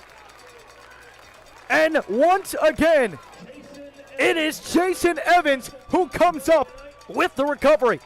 Had an interception in the first quarter and now has a fumble recovery. The Knights continuing to shoot themselves in the foot. One mistake after the other. And Johnson, who has played such a great game tonight, a huge error with 1:30 to go. Can the Rams capitalize after the huge mistake? Like we've been saying, winning. And the Rams get him to jump. Yep. Winning the special teams battle. They're winning every battle that they can control. They're not, so far, they're not biting themselves in the foot, which is what they've done so often, especially in the last 2 weeks. They bit themselves in the foot. They've done things that have taken themselves out of the game. They haven't made those crucial mistakes tonight, and it's why they have a chance to go up 3 scores here. I mean, the Rams must have been running all week long. An exquisitely disciplined Riverview team that we're seeing tonight. Thomas to Johnson. Does he have a hat trick? You betcha! DJ. Oh! They call him out at the 1-yard line. Hold the hats. A penalty flag is down at the 5. And a holding. And this one is coming back. It appeared DJ Johnson had his 3rd of the night. Then they marked him out at the 1. And then the holding penalty came.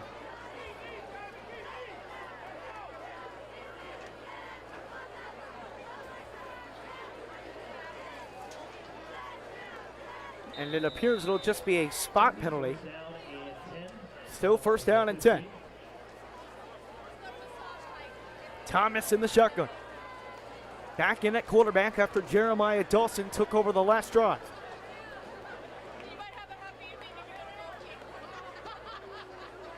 Right back to him. head down and gets around 4 yards, maybe 5. Rams can't exactly just sit on the ball. They have no timeouts. They used them all well before this drive. 2nd and 5. Under a minute to go in quarter number 2. Rams trying to make it a 3-score game on homecoming night. Again, Johnson. And taken down inside the 10-yard line. The Rams have got to go. 40 seconds to go. And they're just sitting there. Finally, some tempo comes up. It's Braxton Thomas. Gets the line set. 3rd down and 5. They run it again. And down at the 3-yard line. They've got to get up and spike it. The clock has stopped. Assuming for the chains to move. And the Rams will stop the clock with 20.6 seconds to go. Now, you have a few options here. You don't have to send the field goal team out just yet. You can take, it's 1st down, no, well, it'll be 2nd down and goal. You can take 2 shots to the end zone if you don't get it, but you have to throw the football. You can't run it here as much as you want to, as much as it's been working. These 2 passes have to come in the air. We've seen countless times in many football games where you run the football here and you can't throw it short of the goal line. You can't take a sack. There's a lot of you can't. You take a few shots. You've got a one-on-one there on the outside. Only 2 receivers and that's lined what up you for take. the Rams. You take the Bradley Weller one-on-one. They'll go to Bradley Weller, and he almost had it. And the Rams will have one more shot at the end zone. Good ball placement. Great ball placement by Braxton Thomas on that throw. Ball just slipping right through the hands of Bradley Weller. Got underneath it.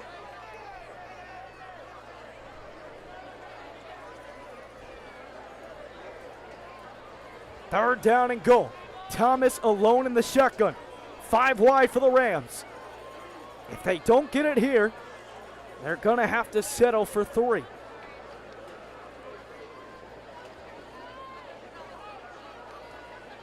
Thomas, quick throw over the middle, and it is incomplete. Looking for Anthony Miller, and he could not haul it in, and so Majestic Van Ingen called on to duty. A big win for Clearwater International there.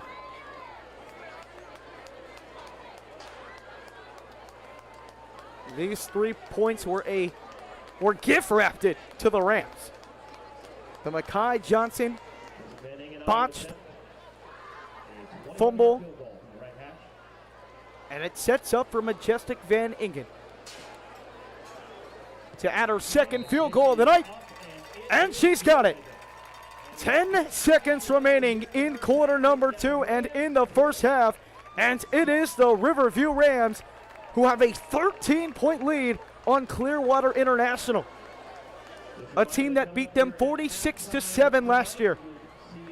And so far, it's been all Riverview tonight.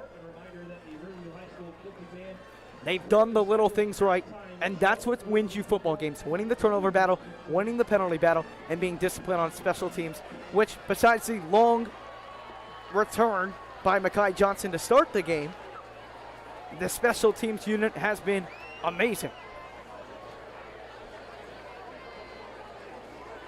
So the Rams will try and prevent a Clearwater late touchdown here in the next 10 seconds and go into halftime up 20-7. And remember, because of the, not because, but Riverview gets the ball to start the second half. Nick Small Delfo, kick. the punter, Takes a bounce, and it will be returned by defensive lineman Edston Fuller. That kick might have gone out of bounds. Not sure why it was recovered.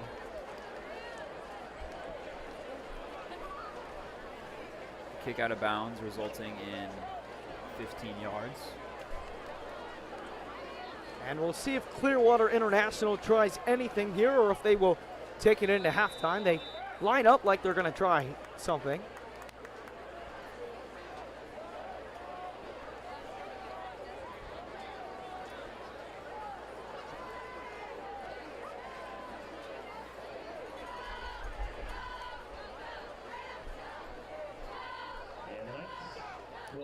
And they will take a knee. A near perfect first half for the Rams. They could not be in a better spot. They're up by 13, and the Rams will receive the second half kickoff. It's the Riverview Rams 20. It's the Clearwater International Knights 7. Second half action coming up soon on the Riverview Rams Sports Network.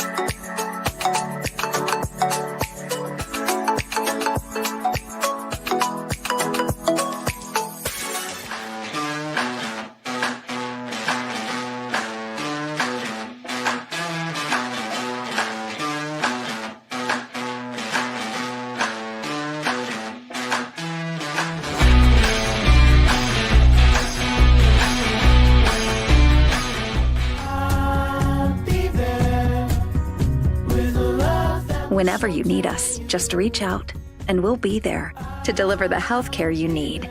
Find a care site near you at hcafloridahealthcare.com.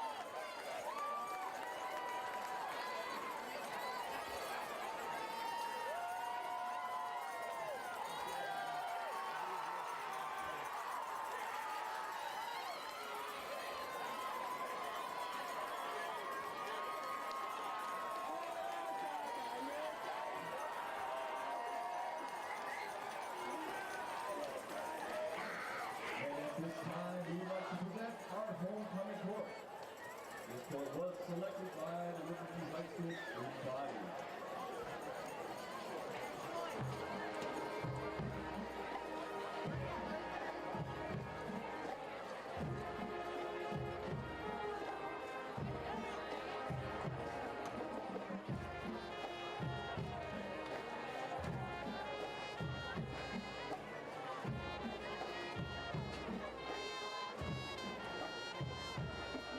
Representing the freshman class, Emily Jansen, Dawson McCarthy. Emily's the daughter of Eric and Allison. She was nominated by the Riverview Rowdy Spirit Club.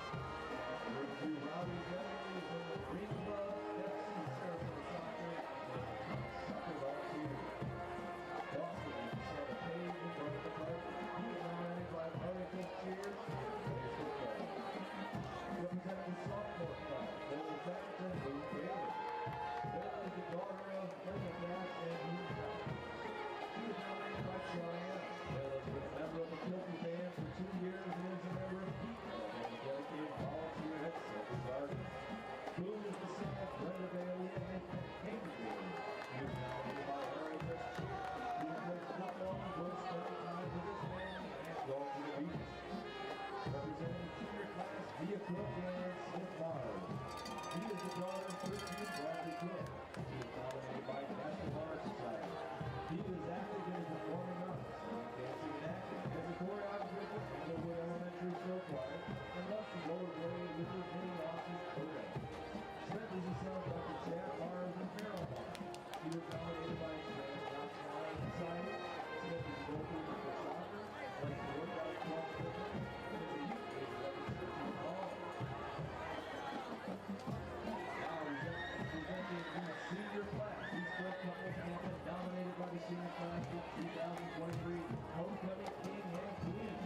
Our first couple is Grace Flick and Jack Holden. Grace is the daughter of Brett and Roy Flick. She was nominated by senior board. Besides being senior class president, Grace is a varsity cross-country captain, NHS historian, and a member of 6 National Honor Societies. After high school, Grace plans to attend college and major in biology with a hope of a career in the medical field. Jack is the son of Jen Colvin and John Colvin. He was nominated by Riverview Rowdy.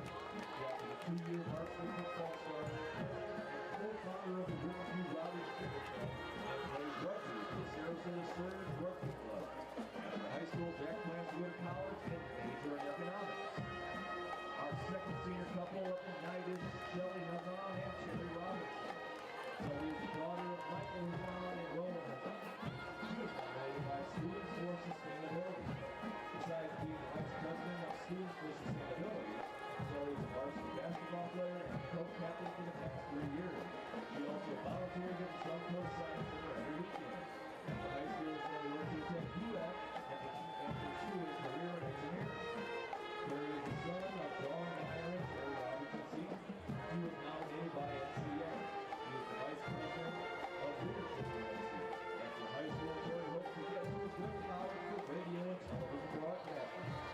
Our third senior couple is Amora Jean, being escorted by Dominic Farrell. Amora is the daughter of Lucia Bryant.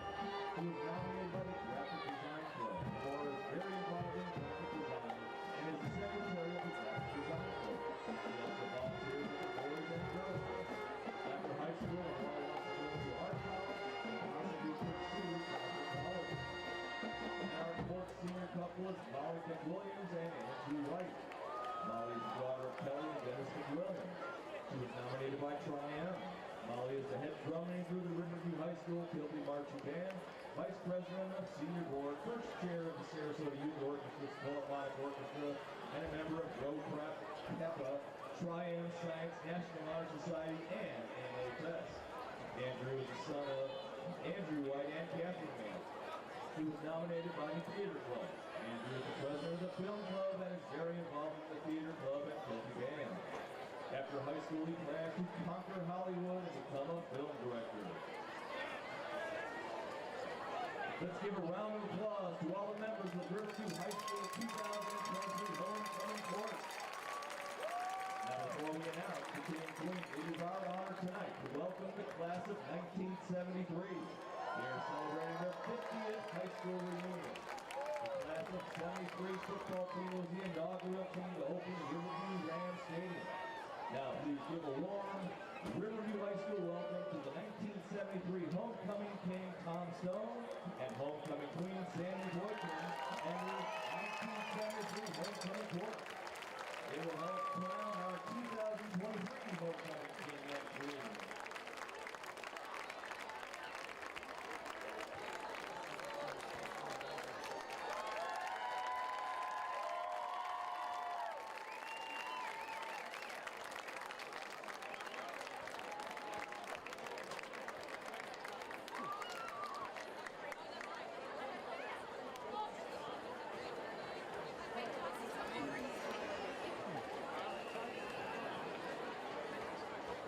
And now, all the votes have been counted. It is my pleasure to announce that your 2023 Riverview Homecoming King and Queen is Grace Flint and Jack Colgate.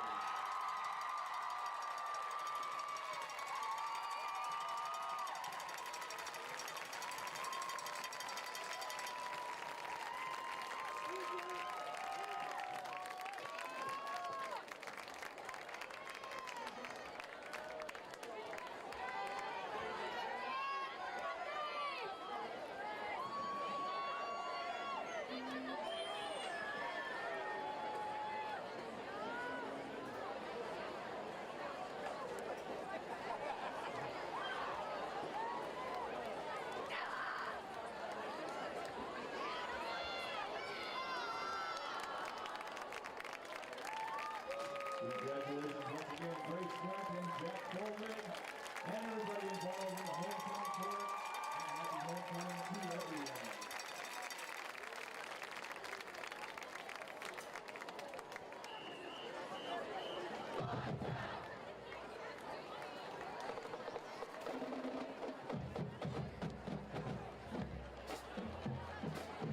Riverview High School field band would like to also thank our alumni supporters. Jeff Morris, back from 1978. Thank our business sponsors for their generous support. Chick-fil-A, Elgin Plaza, Complete General Contracting Group, Gulfgate Aluminum, It's Not Restaurant, Local 7433, Harry Law Group, Burt Coffee House, Rico's Utility Golf, Construction, Home Solutions, and Motor. They invite you to stay after the game for our halftime show.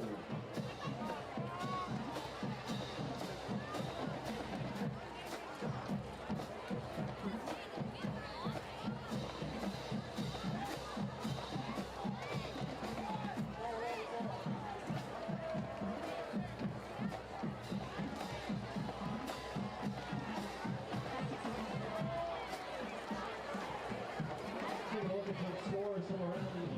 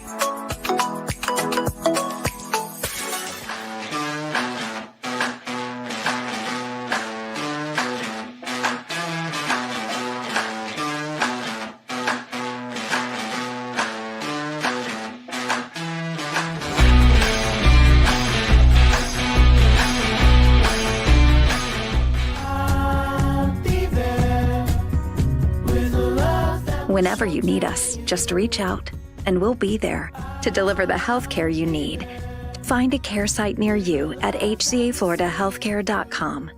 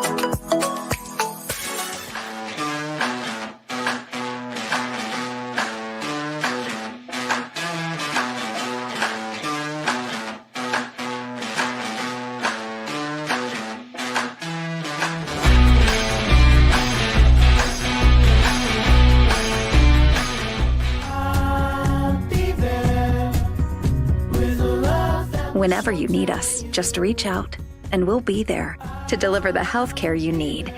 Find a care site near you at hcafloridahealthcare.com.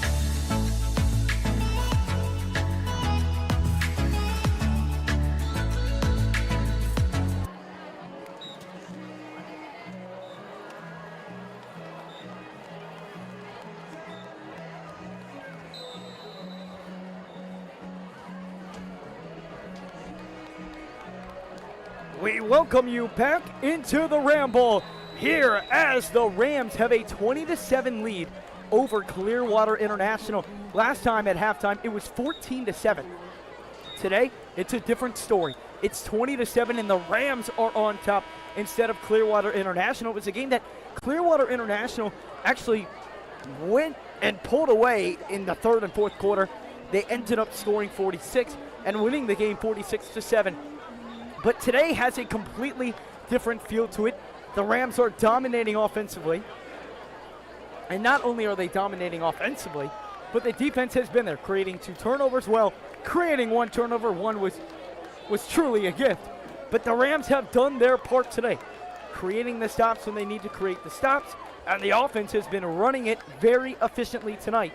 And not only are they up 13, they get the ball to start the second half, can really go down, make a statement, make it a 3-possession game, and obviously not put it out of reach for the Knights. But down 27-7, you're thinking with how the Rams are moving the ball and the pace they're moving the ball, you have 6 minutes to go left in the third quarter. You really put Clearwater in a very tough spot to come back from 20 down. Right, the biggest thing for the Rams in this second half is to stay consistent. Everything that they did in the first half needs to be duplicated and done again precisely in the second half. They cannot rely on Clearwater continuing to shoot themselves in the foot to get this win. And the Rams again will receive the second half kickoff. The game started with Majestic Van Ingen and an onside kick. And we talked about it earlier right after it happened, but truly in that Buchholz game, I was shocked. You were shocked. I think a lot of people were shocked that the Rams weren't able to fall on one of them. All 3, it was like a dog pile, and Buchholz came up with it. And then today, Majestic Van Ingen gets the right bounce on the kick, and the Rams are able to fall on it. And the Rams went down, scored 3, and now, not only did they get to start with the ball, they get to start the second half with the ball, which in a 2-score game is a huge difference. Could be a huge difference if the Rams can capitalize. We are ready for second half action here at the Ramble. Deep back to receive for Riverview. It appears to be it will be DJ Johnson. Rams are prepared for the onside kick. They'll just boot it away and will catch it in the end zone. And it was neither of who I said. It was Jason Evans who made the catch inside the end zone. So the Rams will start their first drive of the second half at the 20-yard line.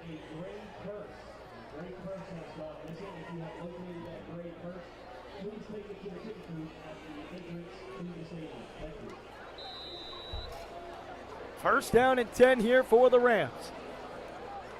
DJ Johnson, the back, had 2 touchdowns in that first half. Really dominated that Clearwater defense. They'll start with him here in half number 1. Lowers his shoulder and somehow, some way, picks up 5 yards. Johnson getting carried for an extra 3 to 5. It was Ryan Hassett.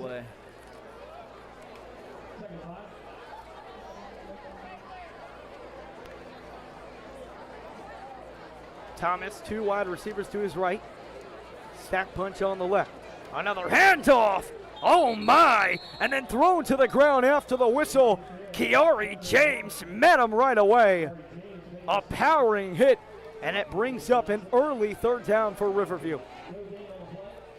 Somebody missed their block there.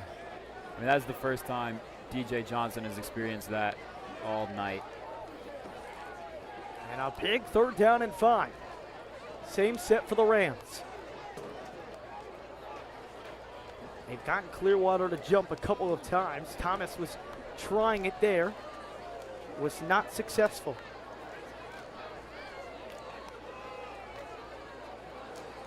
Thomas looking, and it is incomplete. Almost intercepted. C.J. Kresser was all over the pass, and if he got his hands on that one, it was going back the other way for 6. A break for Riverview right there. Yeah, Thomas eyeing down his intended receiver. Who was the? He's looking for Anthony Miller. I think that was the safety that came down to undercut the throw. Eyeing the quarterback the entire time. Timed it perfectly. Almost intercepts the pass. Probably should have. Almost got punt. blocked, but what Wow. a punt! And then what a follow-up tackle right there.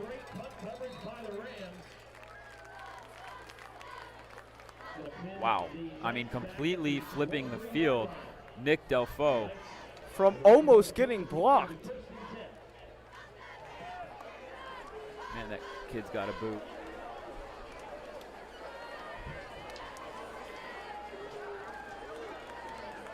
And again, just like with Majestic Van Ingen, Nick Delfaux is also doing the same count the kicks. You can pledge per punt or make a flat donation through the QR code that you see on your screen. Later in the fourth quarter, we'll put both of those up there so you can donate to both Majestic and Nick and support this great cause. And after a punt like that, how could you not want to donate? Best Man. punt of the season for him, no doubt. That was impressive. 2nd down and 5 after the carry from Raymond. Fakes it, looking for Johnson over the middle, and he hauls it in after a nice tackle right there by Alibe Laventure. Travis Smith Jr. laid the extra effort hit on him, but Johnson stuck with it. And Clearwater moving in tempo. Flag comes flying out after a gain of 6. We'll see what the flag is. And it's going to be coming back. It's many times tonight that Clearwater has had a nice solid first down run, which has been negated by that holding call.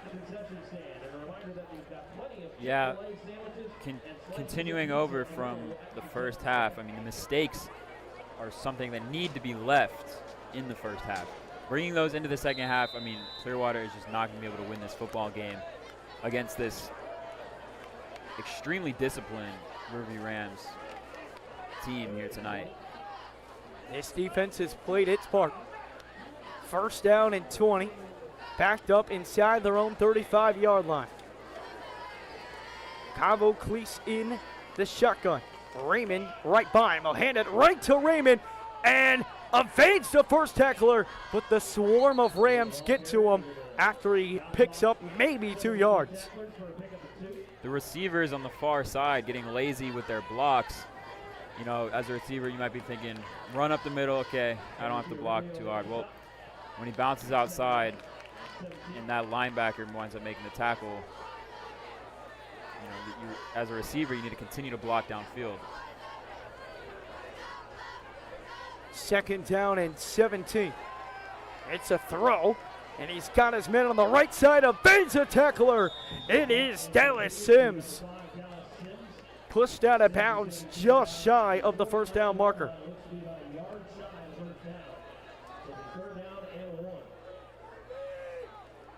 Third down and 1 across midfield, and you have to think that this is going to Raymond. Right up the gut. And it's going to be close, but he will get the first down marker just across for Antoine Raymond, the junior running back who has put up absurd numbers this season. Still searching for his first tonight, but 12 total touchdowns on the year for Raymond. He has been the key to this offense. And it's a reverse. They'll give it over to Sims. Sims gets by one, but can't get by the next. Still a nice gain right there, though, by Sims. Will pick up 8 on first down. Clearwater getting creative with their playbook. Faking the pitch. 2nd down and 1. Camo Cleese looking down the field. It is McKinney on the reception, and it's a first down. Strong throw by the quarterback. Putting that ball only where his receiver can catch it. And his eyes were straight down the field, and Jermaine Mitchell was following him, but a hard cut by the shifty wide receiver Manny McKinney created the space on the curl route, allowing for a lot of space and the first down. Raymond cuts up through the middle. Raymond trying to bounce to the outside. Can he find the pylon? He lost the football, and the Rams have it. A big turnover forced by the Riverview Rams.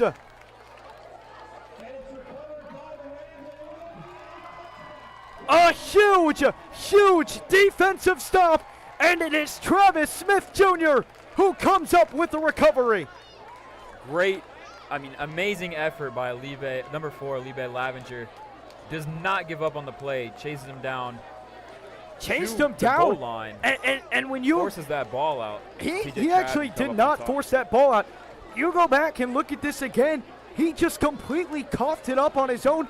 The pressure of Libe Lavenger might have got to him, but he just hit it out with his own hand. And Travis Smith Jr. was there to fall right on it. Makai Johnson tried to get there, but a huge break for the Riverview defense. Face mask there. And the face mask will come out. Isaiah Belt picks up 8 yards, even with the face mask. An impressive, tough run.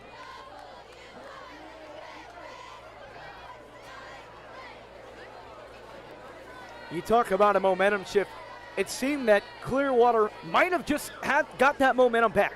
You get a 3 and out to start, then you're driving down the field. Oh, they will pick up the face mask, but you're driving down the field.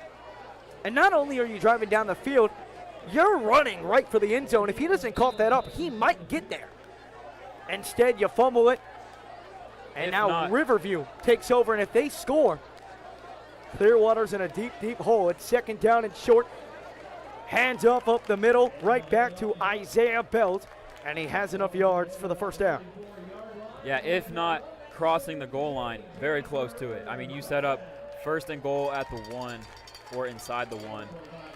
For your team that has great momentum as they just ran the ball down the field, I think there's a good chance they at least put up 3, but there's a good chance they not get over that line for 6. Another handoff right back to Isaiah Belt, and he will pick up a gain of 5. Gets the Rams to the 39-yard line, and it's been consistent. Run, and it's worked tonight. They've implemented that occasional pass, but, we talked about needing to switch it up. You only need to switch it up if it's not working. If it ain't broke, don't fix it. Right now, it's not broke. Clearwater's yet to make that true adjustment yet to stop the run. That's no easy task, though, with 2 outstanding running backs. One gets tired, one's ready with brand new wheels. Right back to the ground, fighting and grinding for every yard, and they will get the first down. Unless they're going to mark them just an inch short. No, first down.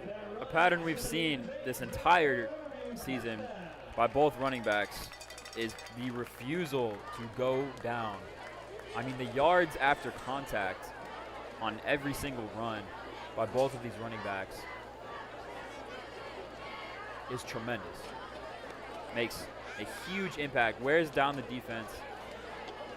I mean, just absolute playmakers in both running backs. I mean, you can't go wrong with either back. And Thomas kept it, and Thomas has a lead! An unbelievable fake, and he's in the end zone! Braxton Thomas had everyone fooled, and Thomas, from over 50 yards, gets the Rams up by 3 scores. Everybody in the booth, everybody in the crowd, everybody on the defense thought the running back had the football, but they do it so beautifully. Braxton Thomas can make those reads perfectly, makes the right read, shoot up the gut, and the Rams are pulling away at the Ram Bowl. I mean, Braxton Thomas has that option down to an art. I mean, perfects smoothly every time. I mean, he reads that defense like a book. Like the teacher just handed the class the answers to the test before they took it. And Braxton Thomas, he just has just a certain level to his game that not many quarterbacks bring to the table. My favorite part about Braxton Thomas's game is his poise and his control of the game. He's a true game manager, and he's not just a game managing quarterback that, hands the ball off. When he needs to throw it 50 yards down the field, he's going to hit Campbell. But he reads defenses so well. He just has a natural act for that. And right there, so many consecutive run plays up the middle. What's the defense thinking? You saw Kiari James coming off that left side. They all converge on the running back. Thomas sees it, keeps it, gone. Right. Not the first time he's done it this year, too. Players want a quarterback that no matter the opponent will take charge, look comfortable doing it, and just lead the team down the field into a win. I mean, no matter the situation, Braxton Thomas is cool as a cucumber.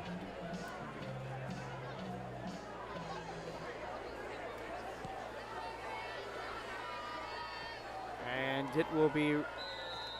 Oh! Late touchback call there. Late touchback in. And the ref definitely gave him the benefit of the doubt on that one.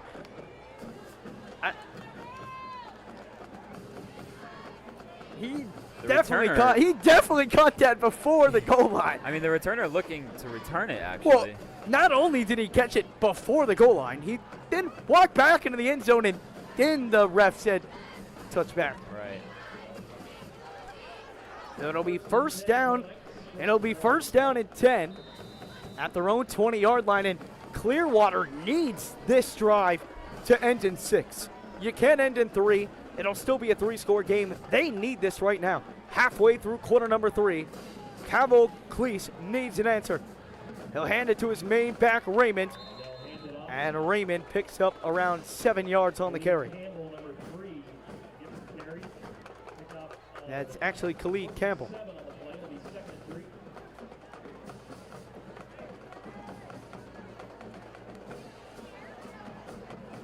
Fakes the handoff.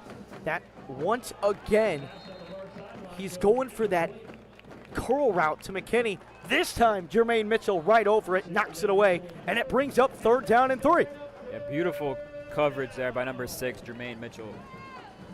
Not getting fooled at all. I mean, staying glued to that hip, being able to deflect the pass. Third down and 3 at their own 27-yard line. The hands off to the outside. Can he get there? Oh, it's close. It will depend on the spot. And I think he's just short. It looked like he crossed the pylon. However, it depends where the fourth ball down was when he went stepped out of bounds just before. And it's fourth down. And even inside their own 30-yard line, they're in 4-down territory at this point in the game. They'll have multiple attempts with the play clock to try and draw the Rams offside. They will hand it off to Campbell, and he's gone. Oh, a nice saving tackle right there.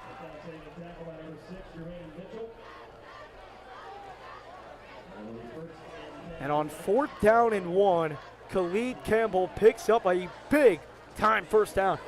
You don't get that. Giving Riverview the ball inside their own 30-yard line, a huge conversion. Play fake. This time they'll air it out down the field, and it is almost intercepted by Smith Jr. Was looking for Manny McKinney.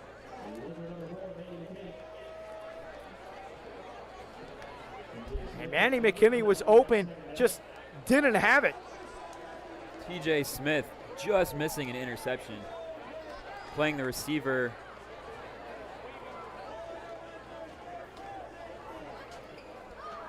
Second down and 10. Under 5 minutes to go here in quarter number 3. Cabo Cleese takes a shot down the field. Travis Smith Jr. almost has it again. Man, he is right there.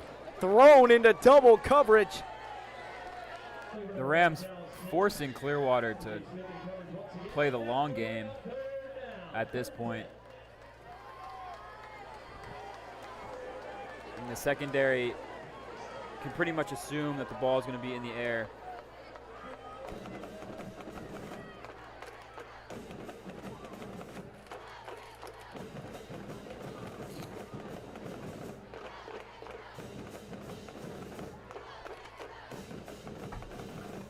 A big third down. They'll hand it off.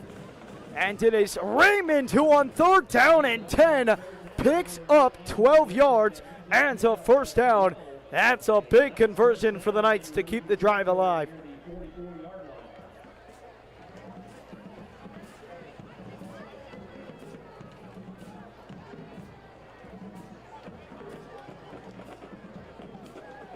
First down and 10 across midfield. Down by 20 in the third quarter. Clearwater trying to crawl themselves back out of this hole. Cavoclease taking a shot, got a man down the field, knocked away. A huge pass breakup right there by Travis Smith Jr. Beautiful ball thrown by the quarterback. Was probably going to land right in the hands of the receiver. But, I mean, beautiful coverage by both Jermaine Mitchell and TJ Smith. Both squeezing. Travis Smith Jr. has been everywhere in coverage tonight. Playing that deep safety spot. A screen for Raymond. Raymond hits up the middle of the field. He's got a chance, and he's taken down at the 15-yard line. The Knights moving down the field. They're inside the Riverview 15-yard line. I like the play call by the Clearwater offense there. You don't have to make a big play every play at this point in the game. You know, little dump pass there can turn into a big play with a lot of extra yards after the catch. Raymond trying to get his 13th on Friday the 13th, and he's in for the 6th.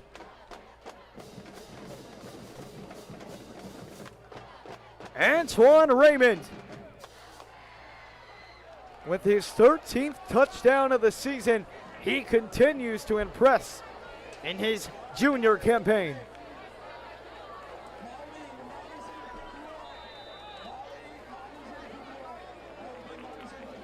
Galantini on to attempt the extra point.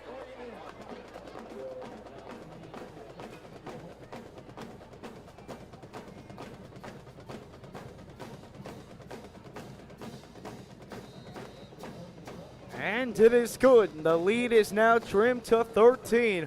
4:17 to go here in quarter number 3.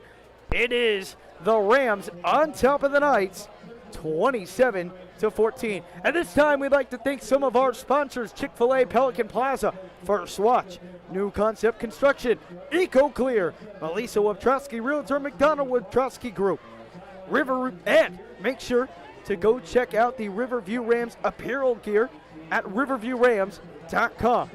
We'd also like to thank HCA, Florida Sarasota's Doctors Hospital.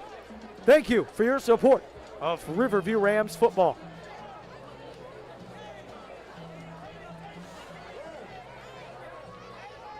Still a ball game here at the Ramble. 4:17 to go. 27-14. So a big drive coming up for the Rams.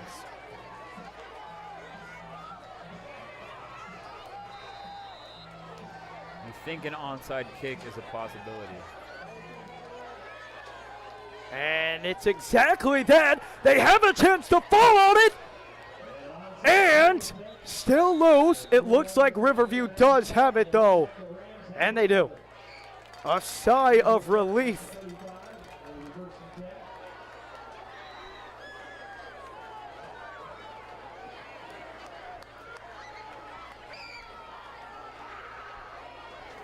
So the Rams will start this drive at their own 35-yard line.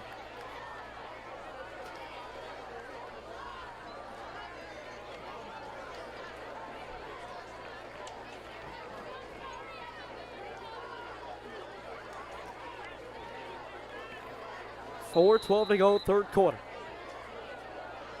It's Thomas in the gun. Hand off up the middle, and he is met right away. Kiari James and Evan Aubrey in on the tackle.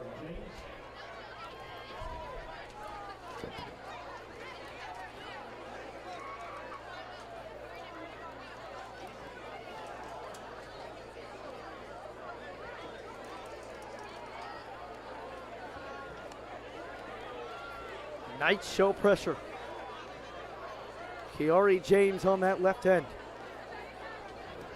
He's shown blitz multiple times, shows it here again.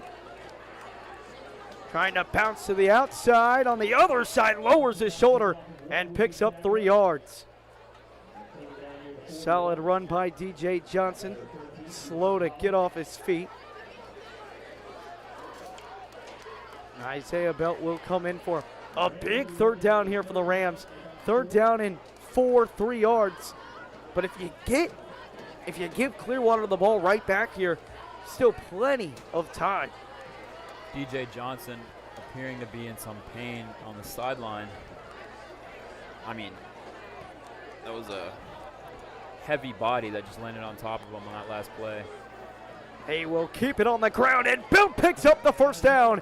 He is tripped up by Jetta Sinkala, but the Rams move the chains again. And Isaiah, but you talked about it, you lose, your guy in DJ Johnson, right? No, Isaiah Belt's right there.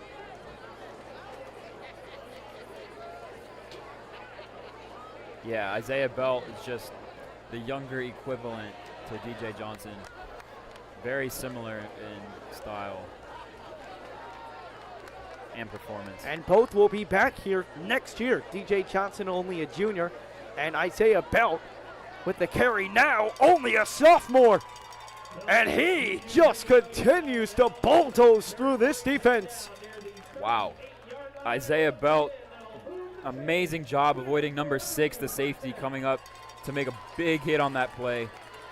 Just slips right out of Duke reach of Kunle was contact. there and ready to make that tackle. But Isaiah Belt so shifty. First down and 10 across the 40-yard line. They'll mark it at the 38.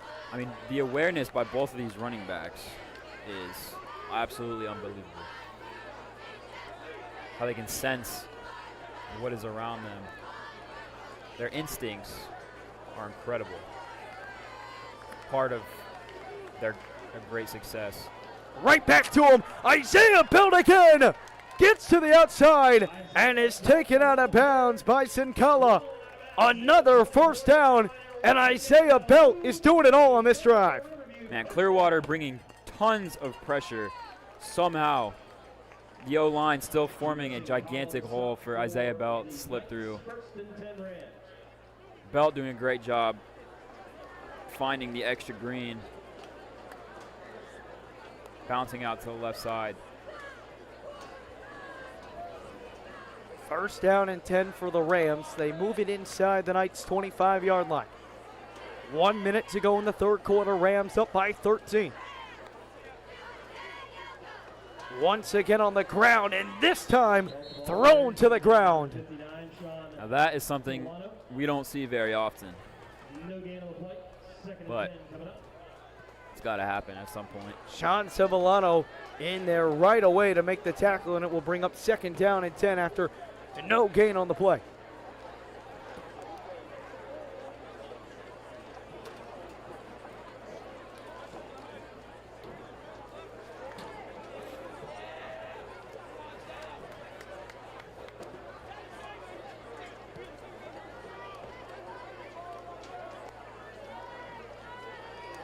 Thomas right back to Belt. And Belt picks up around 4.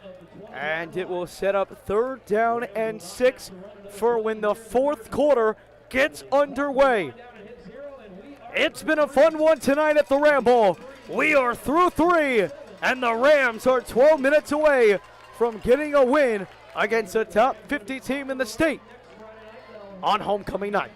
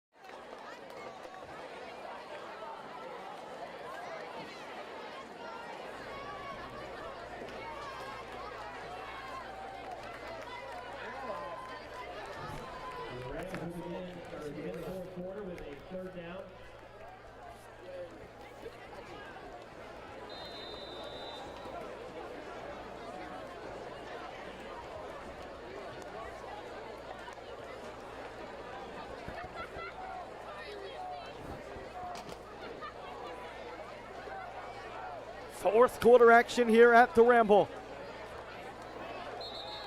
And some movement at the line of scrimmage, and it will be against the Rams.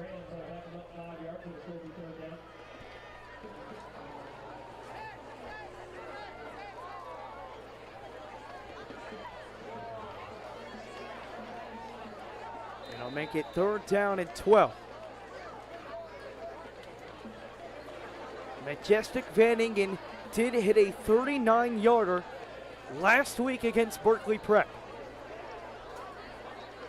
From at the 26, you're looking at 43 yards.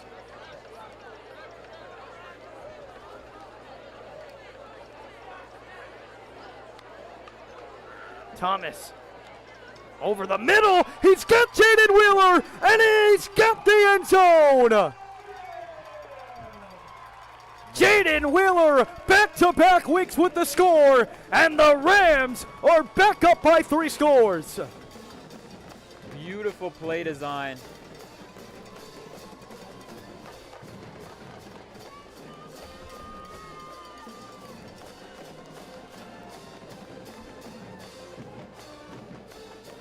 The Rams will go for 2. Beautiful play design by, whoever, I'm assuming Brody Wiseman designed that play, but beautiful execution as well on top of that by Braxton Thomas to so much Jaden space. Wheeler. So much. Jaden Wheeler cutting underneath. Receivers going to the far side, leaving the middle of the field wide open for Jaden Wheeler to, stroll into the end zone. Thomas on the 2-point conversion. A little flip, and it is knocked down and incomplete.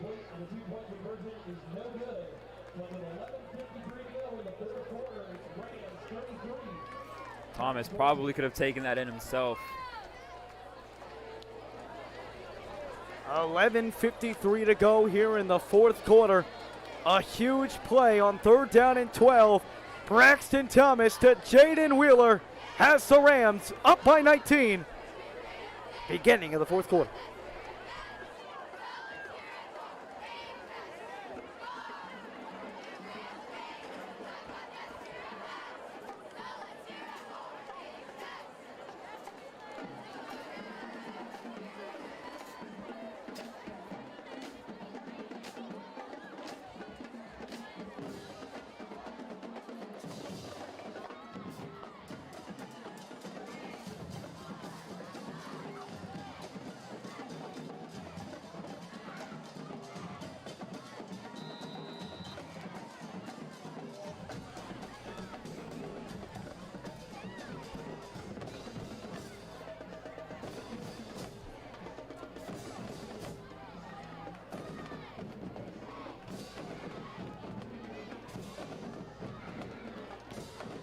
Johnson from the 11.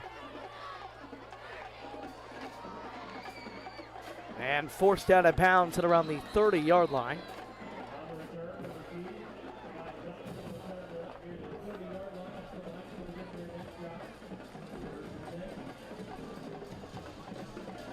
So a big drive once again here for the Knights, needing a score. 33-14 the score.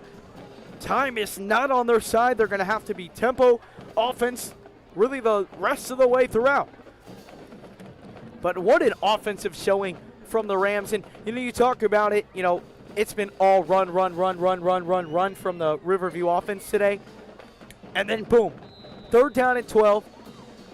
Could settle for a field goal to make it a 16-point game.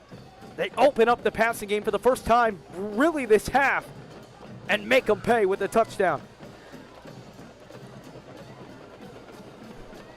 Dallas Sims on the reverse sweep. Yeah, the few times we did see pass by the Riverview offense today, it was the deep ball or passes behind the line of scrimmage or dump offs to the running backs.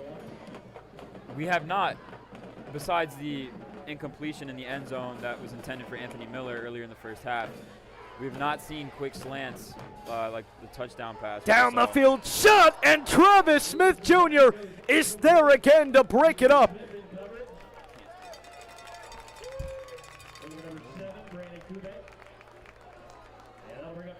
Travis Smith Jr. is everywhere tonight. There's been so many times he's almost had the interception, but Travis Smith Jr. tonight has done everything you could ask and more. And I got to say, if Laventure doesn't overrun that play, he's there for the interception. QB keeper gets the first down near midfield.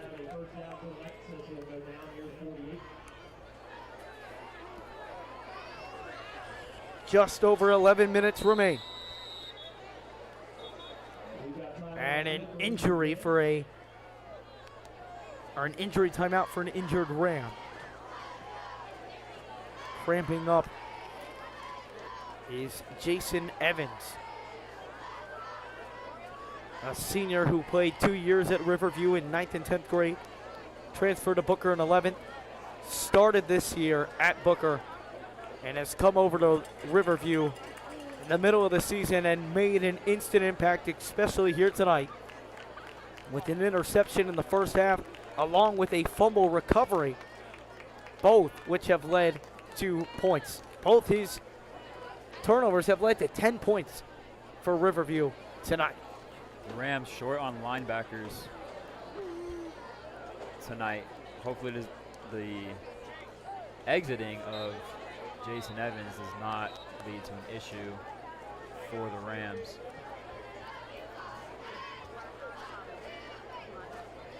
$11-12 to go.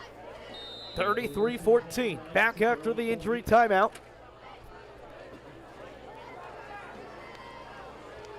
Convoclis takes a shot, hit as he throws. And did he get his feet in bounds? It is caught. What a reception right there by Dallas Sims. And they're going to say he caught it. What an unbelievable catch to look like he was out of bounds. Yeah, from but here, Dallas Sims appears to have gotten a foot in bounds.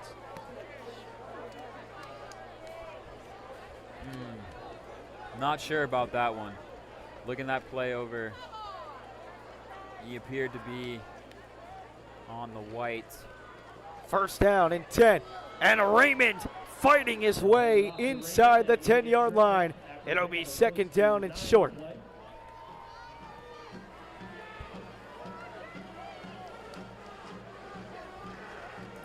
Tempo shown.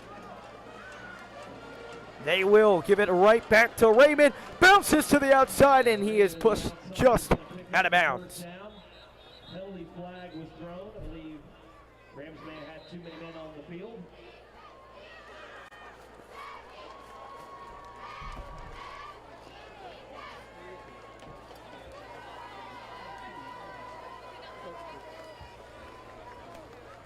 Appears this one will be on the Rams.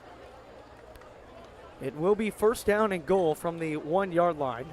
no matter if it's on the Rams or not. It'll just be inches closer otherwise.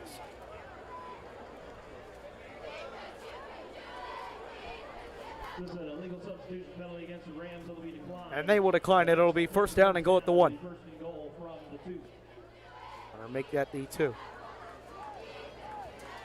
10:26. Clearwater has taken no time off the clock here on this drive. They've moved the ball efficiently down the field. A huge throw to Dallas Sims. Put him deep inside the Rams territory. They have a chance to capitalize here. Raymond looking for a second of the night, but he is stopped short. Jack Folvig, Anton Clough in on the stop.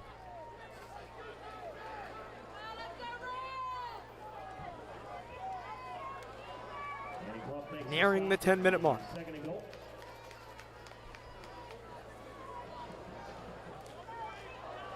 And a beautiful fake leads to a touchdown for Brandon Kobe.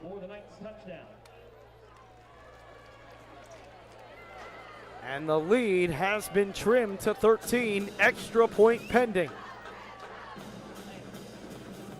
And right there, you're thinking it's going to Raymond. A beautiful fake. And Kube with his first touchdown of the day. This Riverview defense has just been denying the run game for Clearwater's offense, forcing them to look to turn to the passing game, especially. And now Clearwater's going to go for 2. And if they get it, all they will need is a touchdown, a 2-point conversion, and a field goal to tie it up. This is a big 2-point conversion. They run the Wildcat. And he tries to flip in, but he is denied. A huge stop by the Riverview defense, keeping the lead intact at 13. Under 10 minutes to go. We still got a ball game here at the Ram Hole. Rams lead over Clearwater International, 33-20.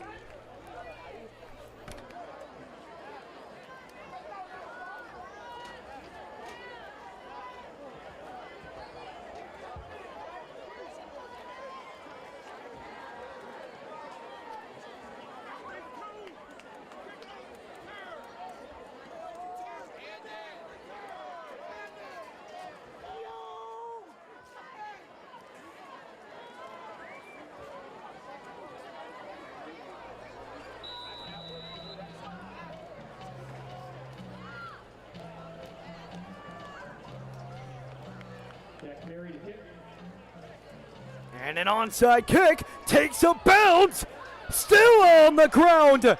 And finally, the Rams come up with it.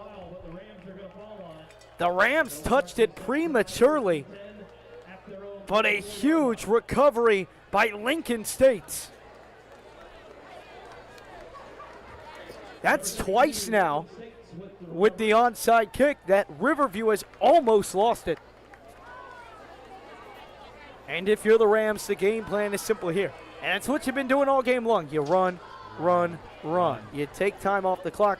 However, in a third down and long situation, obviously, or even in a second down and long situation, but taking time off the clock, getting a long, successful drive, even if it only ends up in 3, even if it ends up in a punt, take 4 or 5 minutes off this clock. They'll hand it off up the middle. And a solid gain of 5 on first down.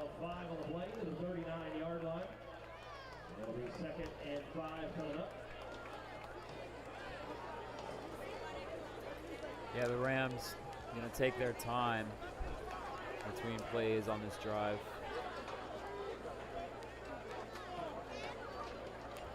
Under 10 to go here in the fourth quarter.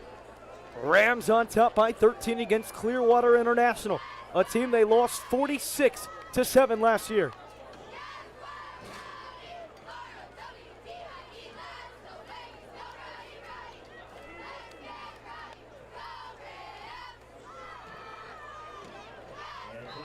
And Johnson takes it a yard forward. And it brings up third down and 5. The exact situation, 3rd down and 5, we talked about it. What do you do here? Well, you could run it. You know, great running performances by both backs tonight. But Especially 3rd on down 3rd and down, 5. coming clutch. However, you know, you could surprise the defense, go outside, do a little short pass to the flat just to get the 1st down, and then run the clock from there. But we'll see. We'll see what the Rams Maybe have something- up their sleeve. I mean, no Cole, receivers what do you think on they're the- doing? What do you think they're doing? No receivers on the right side, maybe a short little pass over the middle or handoff. There it They is. will keep it on the ground, trying to find the outside, and they cannot. A huge tackle by number 19 again, TJ Wilson. He's been everywhere tonight, and the punt team is forced to come on out. And we talked about it, run on this drive. However, you got to relook at it on 3rd down, and it was 3rd down and much more manageable. They decided to go with what's worked, but it backfires there. The Clearwater defense stands strong and now really has a chance to get themselves into a one-score game, and looks like the Rams might take a delay of game here. 3 seconds to get this off.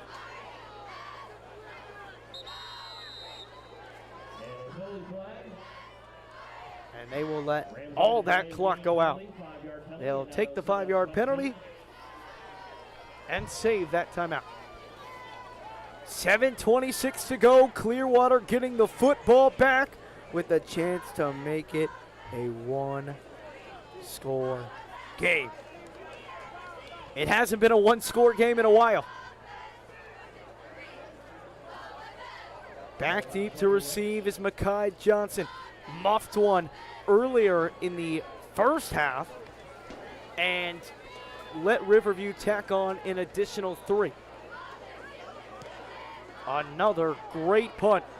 Johnson's going to let it bounce this time, not taking any chances.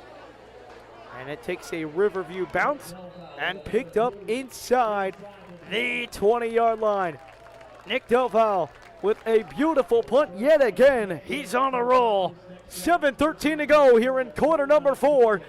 The Knights a chance to make it a one-score game.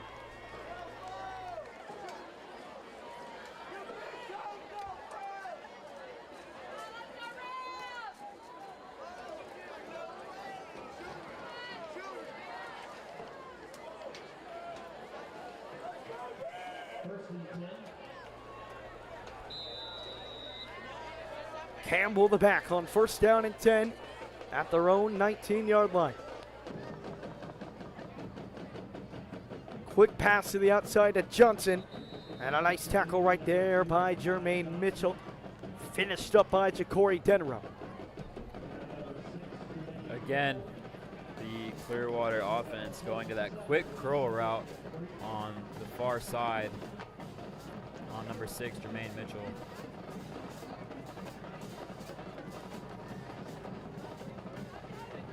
Campbell trying to find somewhere to go. Spins out of a tackle.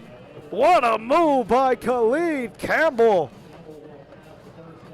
Looked like he was for sure going to be tackled for a loss. Instead, Campbell makes something out of nothing.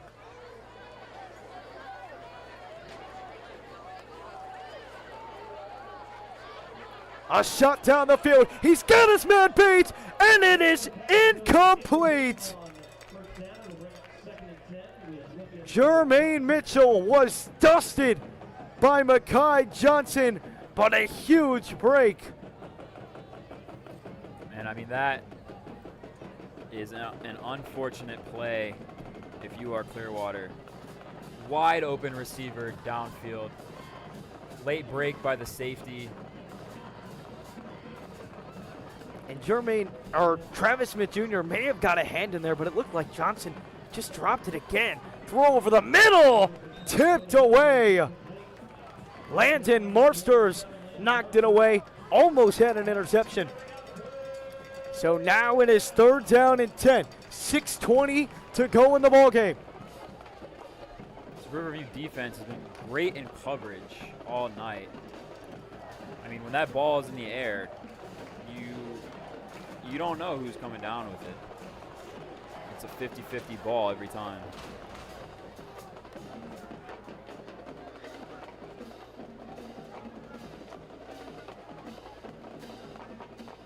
Third down and 10. And they're going to keep it on the ground. And there goes again.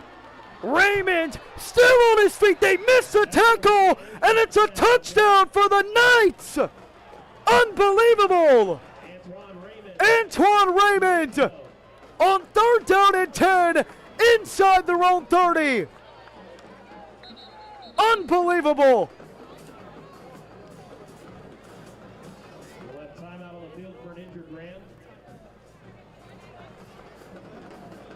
Antoine Raymond. He's had 5 games of 100+ yard rushing. He averages 215. We hadn't really seen why yet. That's why. That's what he can do. Gets his second touchdown of the game. Antoine Taylor, my goodness. Yeah, Cash, number 12, Cash Waldrop, and Anthony Campbell. It's Jason Evans, as you see, down on the field. Excuse me, Jason Evans in pursuit of that play, just out of reach, almost coming down with the tackle. Would have been a huge defensive stop takedown for the Rams. The Rams were up by 20 just a few short minutes ago. And now a extra point away for the Knights from making it a 6-point game. Third down and 10. 81 yards to the house. And it's good. 33-27. We told you it wasn't over, and it sure isn't. The Knights have come crawling back off the legs of Antoine Raymond. 33-27, halfway through the fourth quarter. Buckle up. We've got a fun one for you here at the Ramble.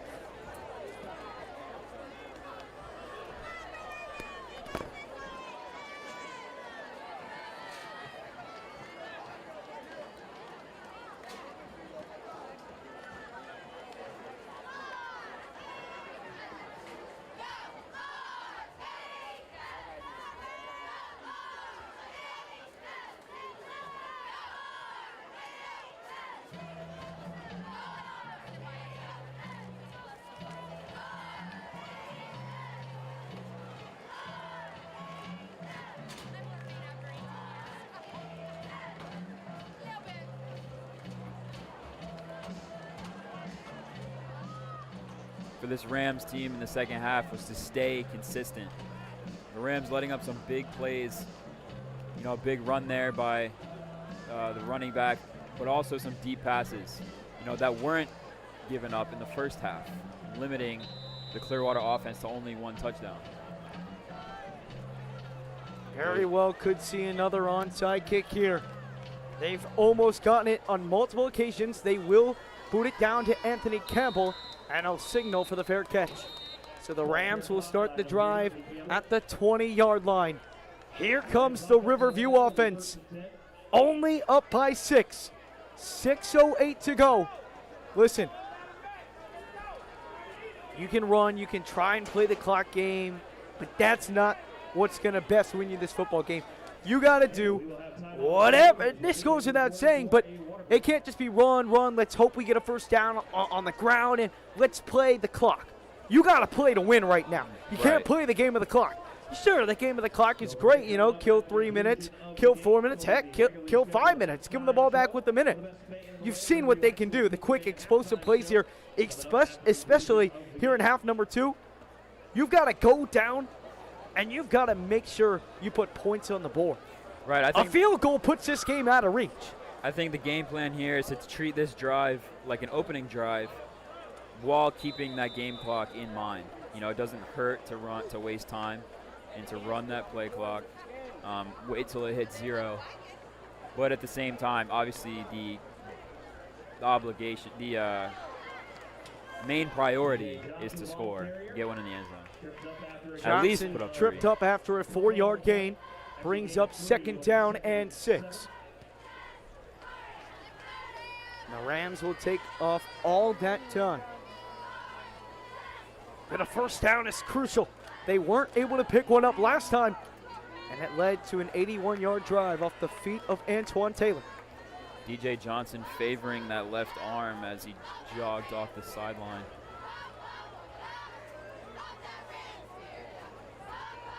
Synagor in motion. On 2nd and 7. Right back up the middle. And taken down after a gain of 3. Maybe 4. It's going to bring up 3rd down and short. And it is the biggest 3rd down of the Riverview season right here. 5 minutes to go. 3rd down and 3. What do you got?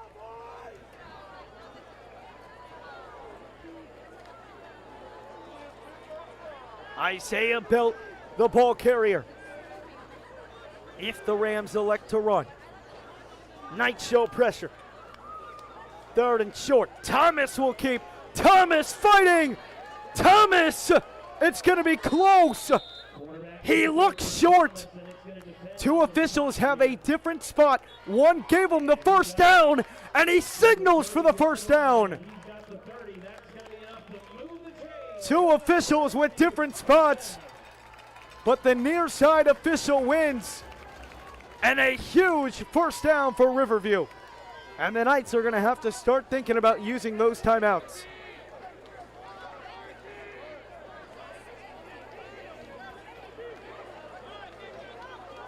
Time continues to tick. Under 4.5 minutes to go at the Ramble. Rams lead 33-27.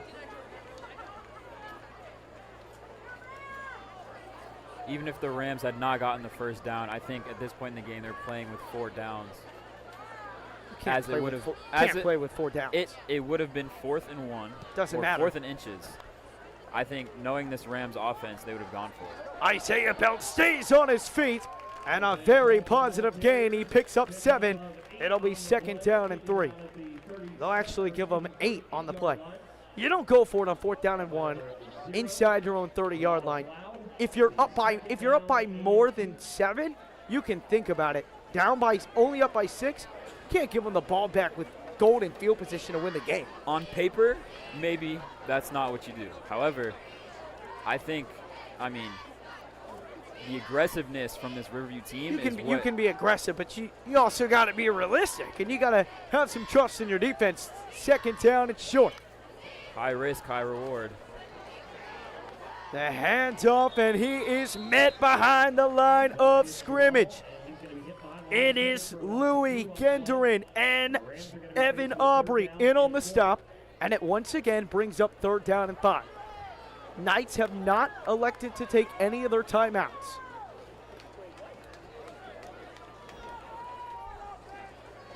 The Rams can take this down to under 2.5 minutes. 3rd and 4. Knights show pressure from all ends. I think this is the time.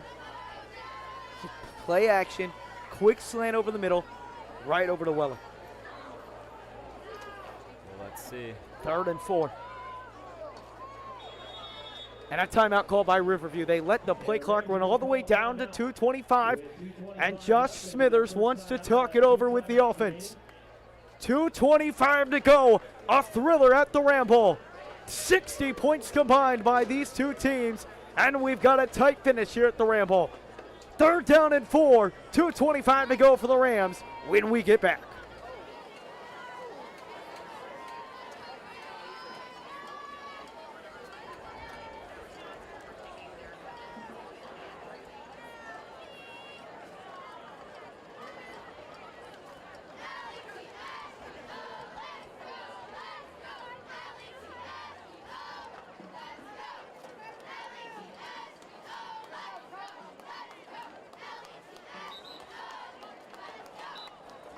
Rams will have a 3rd down and 4 with the ball at their own 36-yard line, needing to reach the 40.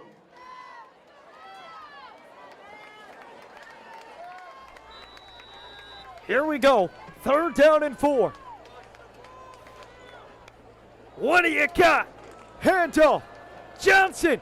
Can he find any room? No. And he goes out of bounds. Johnson goes out of bounds near the A crucial mistake. Clearwater doesn't have to burn any timeouts. And Clearwater will have 3 timeouts and 2 minutes and some change. Man, that was a big mistake by DJ Johnson. If you're going to lose the yards and not get the first down, you've got to gotta stay go out of inbounds. bounds. You got to stay in bounds. Oh, sorry, yeah, you have to stay in bounds. That clock has got to tick. I mean, It wasn't going to tick, but they were going to have to use a timeout. That's Right. that's the objective of all this. So Clearwater gets to keep it in their back pocket for later. The Rams fail to convert on 3rd down and 4. They lose 5.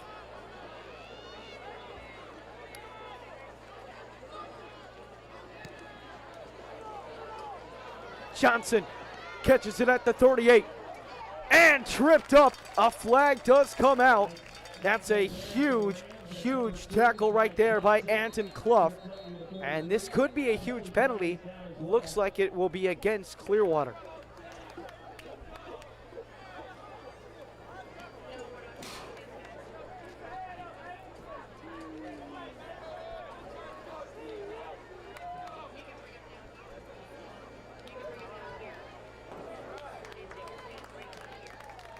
And they will back him up.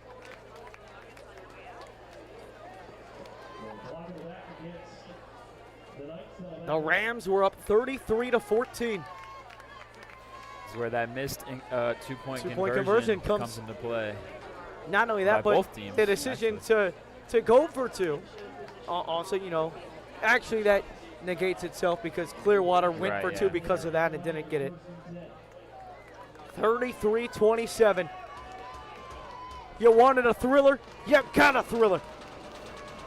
2:06 to go. 33-27. Buckle up. Here we go. They'll give it to Raymond. Bounces off the first tackler. And he will get out of bounds after a gain of 4. Heads up play by the running back to step out of bounds there and instead of trying to fight for extra yards, stopping the clock. And a huge play by Raymond to get away from the initial flurry of Rams that were there to meet him right at the line of scrimmage. Under 2 to play. Clearwater a chance to drive down the field and win the game. They'll need the touchdown and they'll need the conversion. Right back on the ground, and he's stuffed.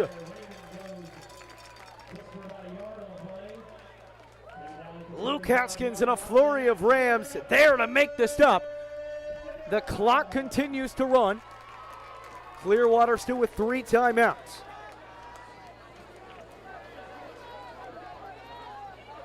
Cavalcleese in the shotgun with Raymond right behind him. High snap. Fakes it. Gets it over to Coupe. And he is met! A huge tackle by Ja'Cory Denrow. The clock continues to tick. And it's 4th down. And a timeout by Clearwater with a minute 16. What a huge tackle by Ja'Cory Denrow. And now, with Clearwater electing to take the timeout there on 4th down, a stop here virtually wins you the ball game, where if they had gotten up, ran a play, didn't get it, they could have still called 3 timeouts, still had some time. Now, you run a couple plays, and maybe if they're lucky, they get the ball back with 5 seconds. Maybe. It will be 4th down and 3 yards to go with the game on the line. This defense has made crucial stands all year. They've done it in big moments. They have a chance. There's been no bigger moment than this. 4th down and 3, game on the line. Can the defense make a play?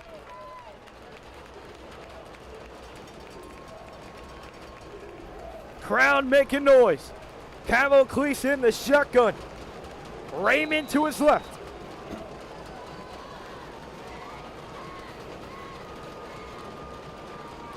Raymond in motion. Plenty of time on the play clock.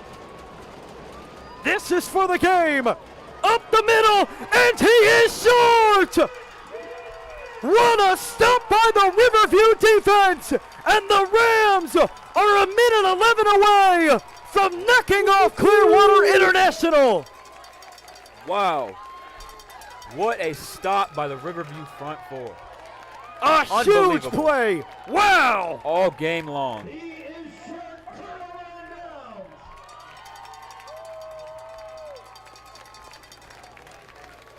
The Riverview defense comes up when it matters the most.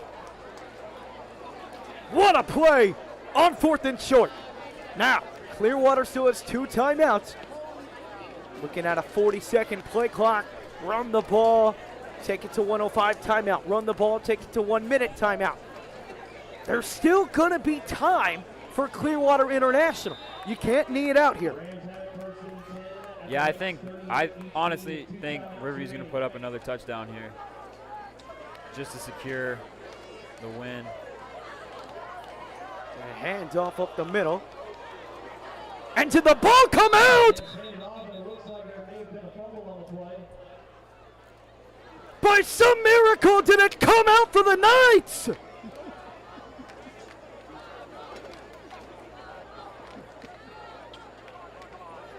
Pandemonia! Unbelievable! Wow. Isaiah Belt coughed it up! And this one is not over yet! A rare turnover by Isaiah Belt. The one thing you couldn't do! And the Knights have come back! And have made it a game again! 1 minute to go! They'll rely on the defense again. And there is no bigger fan of the Riverview defense than Isaiah Belt. There's nobody that feels worse right now. Can the Rams defense step it up?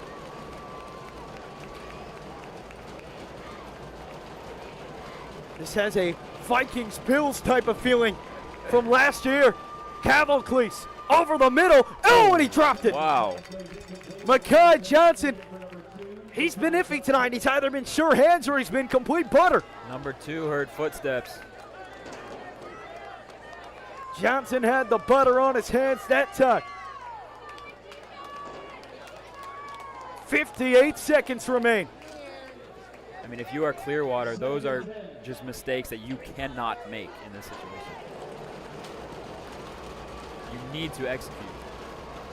Cleese under some pressure over the middle.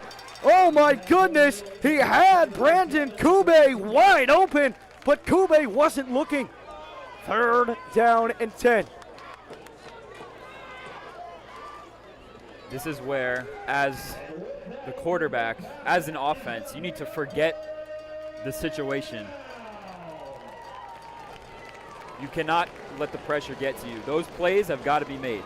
That pass has got to be caught to, it's got to be completed to an open receiver over the middle. It's a 1st down. That's 15. That's 20 yards. 3rd down and 10. 53.1 seconds remain. 4-man blitz. Cleese, a shot down the field! And knocked away! Ja'Cory Denrow in on coverage. There is an injured Ram. It appears that it is possibly Jermaine Mitchell down.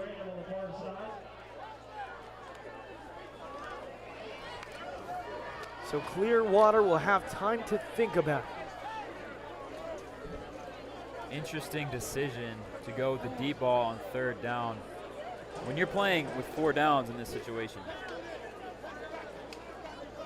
You know, that's why it's crucial to execute those plays on 1st and 2nd down that should and need to be made.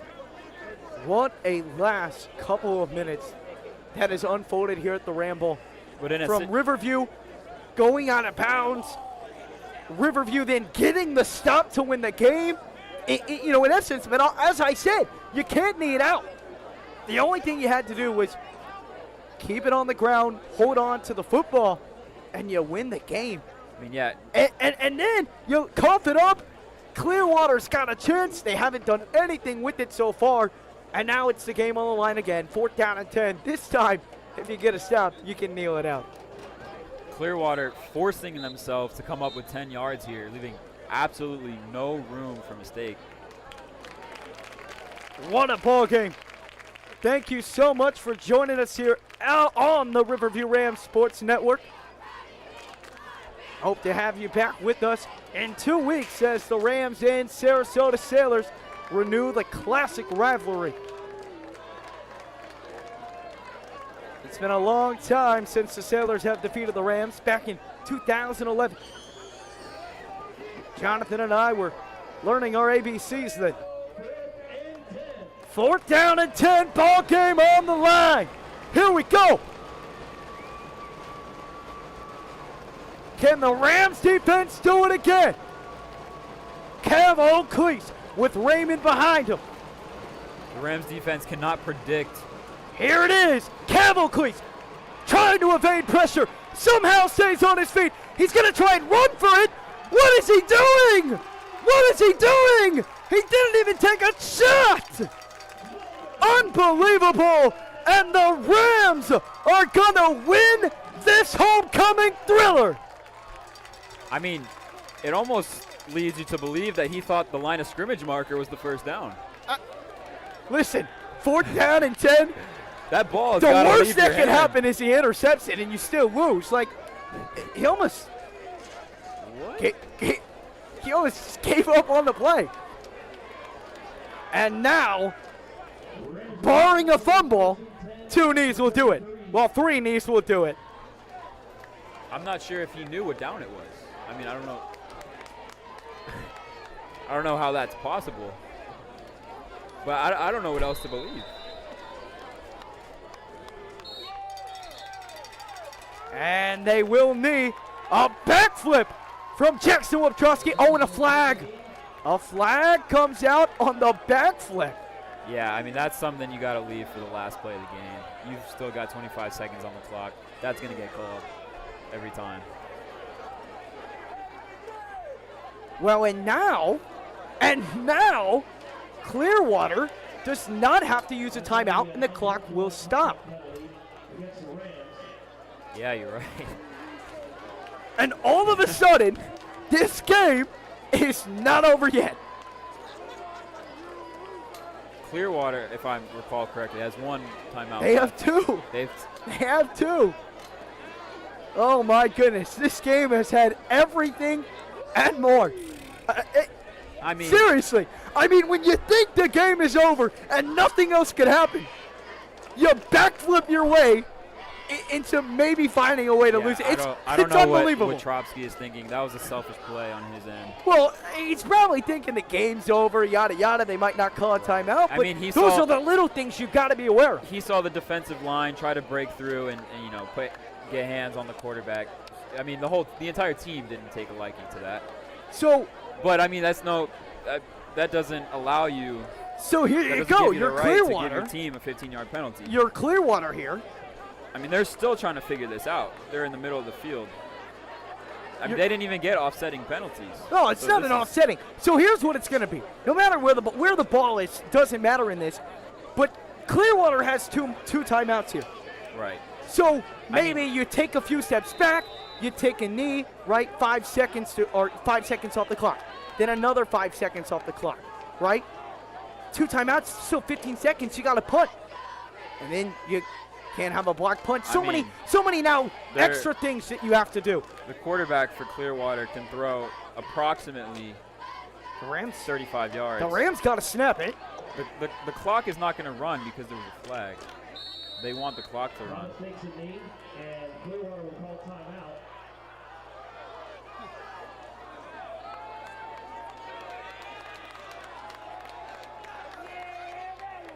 Is that how that works?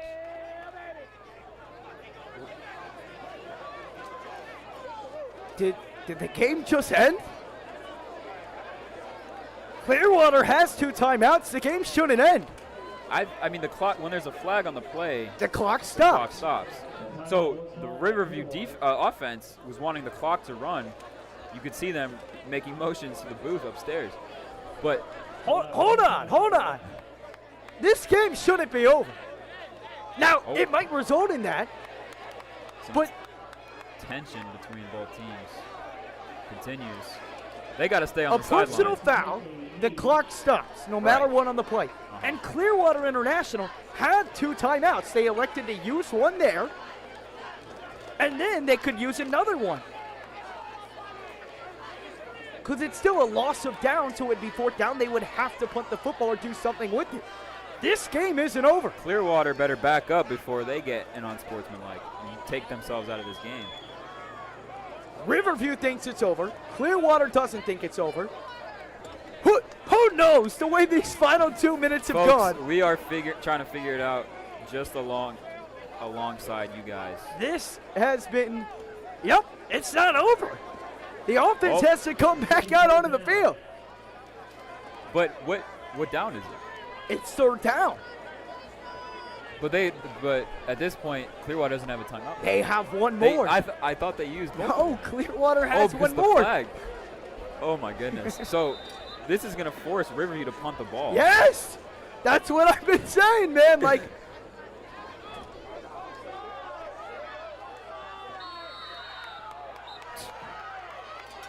some MLS action there. oh, and the by clock Braxton didn't run. Thomas.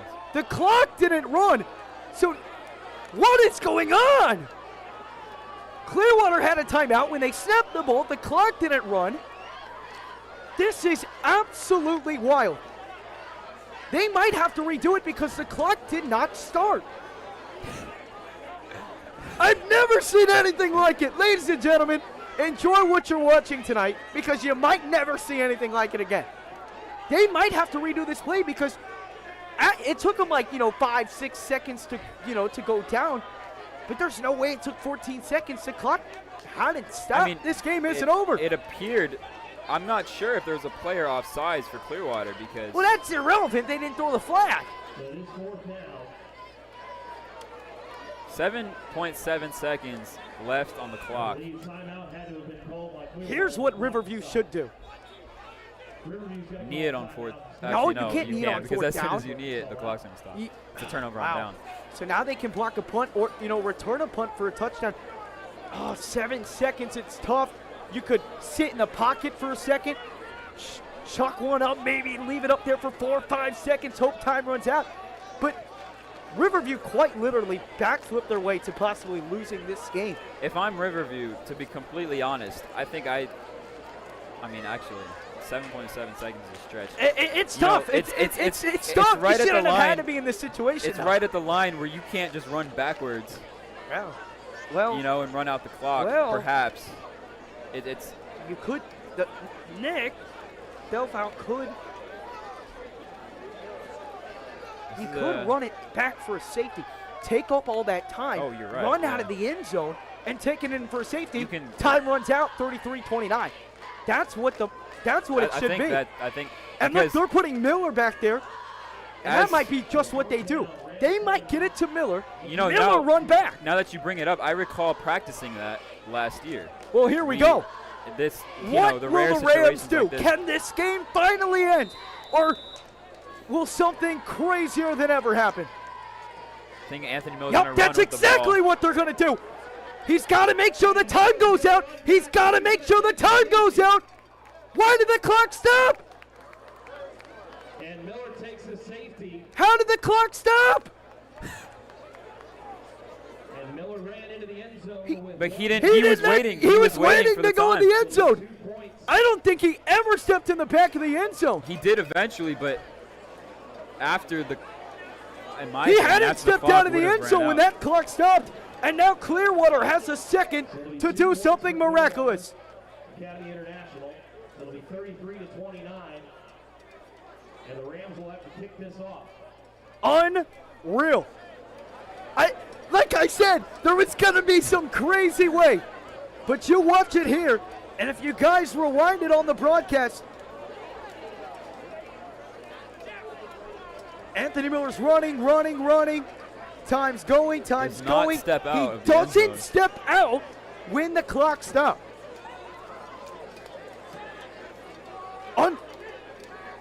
This game might never end. I remember, like 30 minutes ago, there was like 2 minutes to go in this game. Well, at least there's no possibility for overtime. That is correct. Unless Clearwater decides to get Riverview decides to take 2 more safeties. Well, actually, they should have 31 points on the board. I think, right? No, 29, 33, 29. So they had 27. They're bringing in Majestic Van Ingen. Or no, it's Nick. Nick Doe foul to boot it away.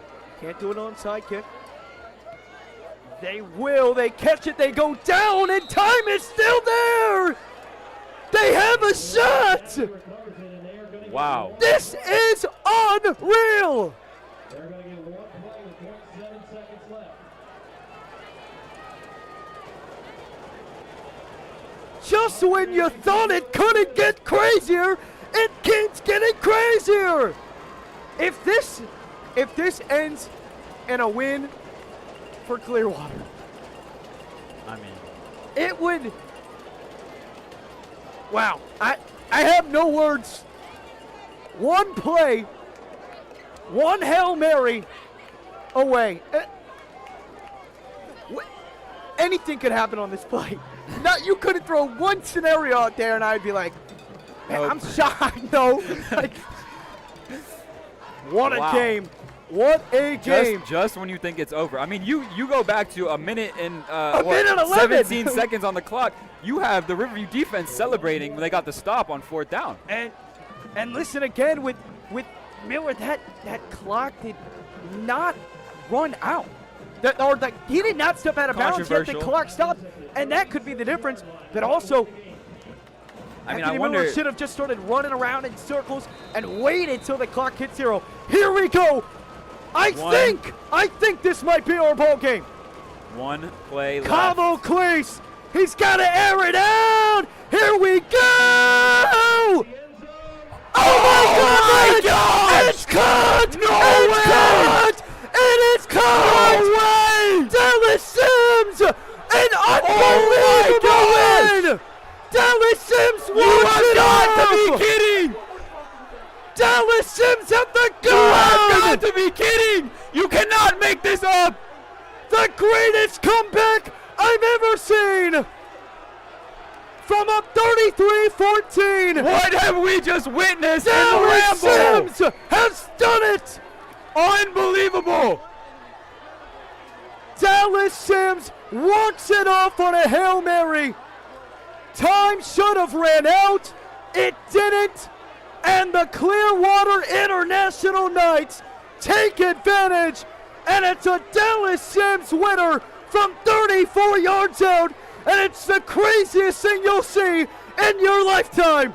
Never in my life have I seen a game with a crazier ending. They put DJ Johnson out on the field. He's limping. He limped out on the field to be in cover 4, to be in prevent defense. The Rams defense won it for him twice. And the Rams backflipped their way into a loss on Wow. homecoming night at the Ramble. I mean, I'm not going to lie. That was in the back of my head. What if this backflip costs them the game? All you have to do, knee it twice, not make any dumb mistakes. And you know what? We talked about it. It went down to winning the little battles. It came down to winning the little battles, and the Rams Wow. didn't do that. Like I They said did it the earlier, whole game until the final 2 minutes.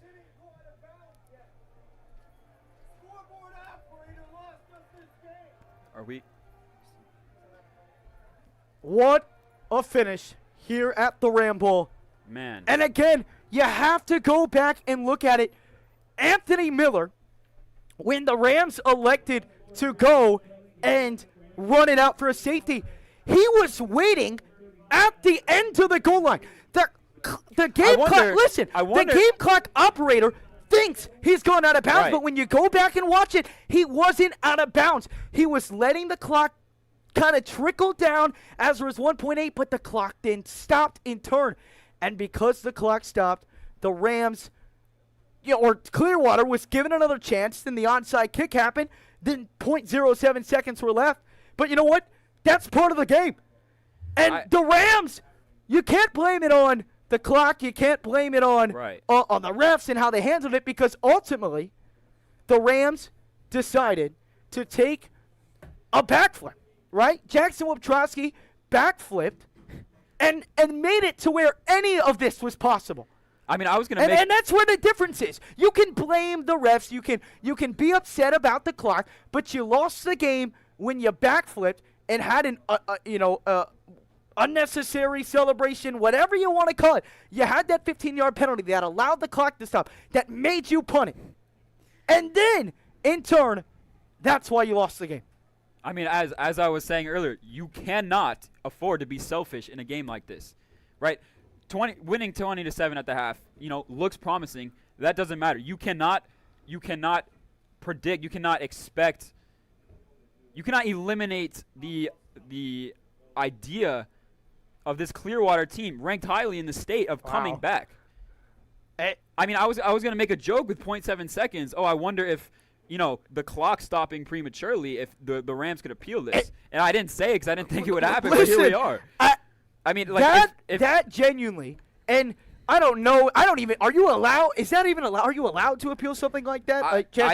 I'm not sure. And now there are cameras back there that are set up, and so I guess technically, if you were allowed to appeal it, you showed that Anthony Miller didn't go out.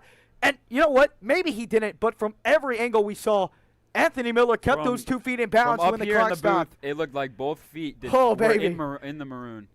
Did not touch the white. Wow, that is unbelievable. I'm at a loss for. I don't even know what to say, because maybe, I mean, the Rams can use this. They could use it for good. Well, listen, I mean, they're never going to make that mistake again. They're definitely not backflipping with 25 seconds to go ever. Listen, I can assure you of that. That'll never happen here at Riverview High School, ever, because little things like this, can't afford. That is tonight was a chance to beat a really good football team, and you outplayed them for, you outplayed them for 47 minutes, and you outplayed them for 47 minutes, and you outplayed them for every minute except 0.7 seconds, and you lost the game. And that's what happens. Premature We celebration. told you guys before the game, you've got to be aware of your situation, and you cannot make the dumb mistakes. And Riverview held off on that all night until the final 2 minutes when it mattered the most. But listen, as I was saying, this was a chance to get a win over a really, really good football team. But you don't do that. And what you can't now allow to happen is the locker room. Because I'm telling you right there, those 70-some men in that locker room, it's pitch quiet in there. Oh, yeah. The locker room's pitch quiet. Nobody's talking, and if they're talking, it's words that we're not going to say here on air. But what you can't let happen is let this team fall apart after this. Because next week's a huge game, especially for the playoff seedings. You go at Manatee. Listen, if you get a win there, you're right back where you want to be for the playoffs, right? What you can't allow to happen in this game is allow this game right here, that moment, to break your season. You got to use it as fuel, and it's going to be tough. And there's nobody in that locker room that isn't feeling it right now. And instead of sitting on your butt, moping at home, being pissed off because you think the ref should have blew the whistle, or you think there shouldn't have been a flag, or you think that, or that. It doesn't matter now. The game's over. You've got to get back to practice on Monday and go to Manatee and pick up a big win. That's all there is to it. And, wow. I mean, wow. It just goes to show you how important maintaining the integrity of the game is. An incredibly hard-fought game. Almost, you could say, perfect by this Riverview, all three departments of the game. Almost perfect. One return, one good big return on special teams. Besides that, almost perfect. right? You choose to be selfish, and it costs you the game. Yeah. I mean, and obviously we've seen the back foot before, but On the every last time, play. but he thought it was the last play, and that's why he did it. But you saw it. You right. You have to be You have to be aware of the situation. But when do you always see it? Did you see it at 25 seconds? No. Every single time it's happened in the past. When's it happened? When the clock hits 0, and the game's never over till the clock hits 0. And we saw that tonight. Tonight was a prime example of that exact situation, and the Rams suffered from it. And it's a tough situation to be in. But as I said, this can't be the reason this season goes to waste, right? This season cannot be defined by this result. Right. And it has a chance to be. This game can absolutely be defined by what happened here tonight. This team can go home, mop, cry about it, and come out here and lay 3 more eggs.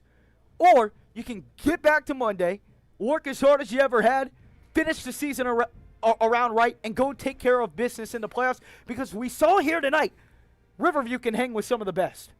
Should have beat one of the best. Yeah, I think the biggest thing, I know the biggest thing for this Riverview team is the response following this loss. You cannot feel sorry for yourself. No. You need to take accountability as a team, Yep. right? We cannot blame it on one player. Yeah, one player decided to be selfish in the end, but Were there some missed calls? Did Anthony Miller go out of the end zone? Absolutely not. He didn't. Isaiah Belt fumbled the ball, gave Jackson the opportunity all to be these self, things, you know what I'm saying? Like all these things. And while some weren't self-inflicted, a lot of them were. And even with all that happened, they had 0.7 seconds to go settle it on the football field. And Dallas Sims made a great catch. And hats off to Dallas Sims. He was quiet for a lot of the game, but when it mattered the most, Dallas Sims came through and made a big-time play. And as crazy it is to sound, Clearwater deserved this win. They did. From the miscues that Riverview had. Now, Riverview still should have won. Even the refs made it, but doesn't matter. You had your own self-inflicted wounds, and that's what killed you. Something has got to be said for the grit that Clearwater had, and never not give giving up to literally the less than a second.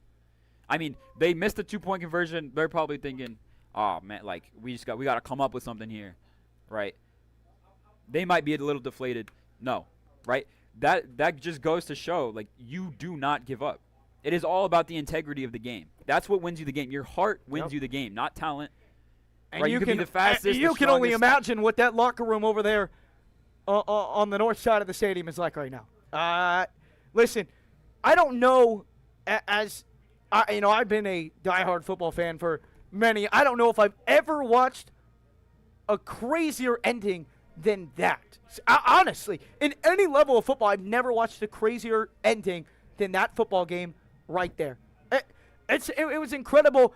But listen, Riverview has the shot next week to come clean and take care of business. And that's what they've got to do.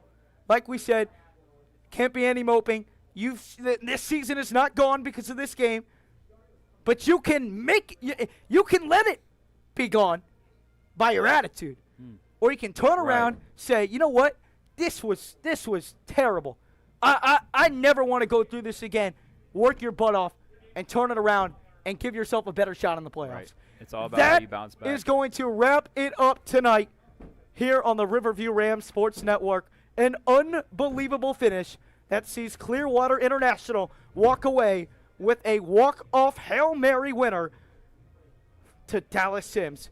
35-33, your final score on homecoming night.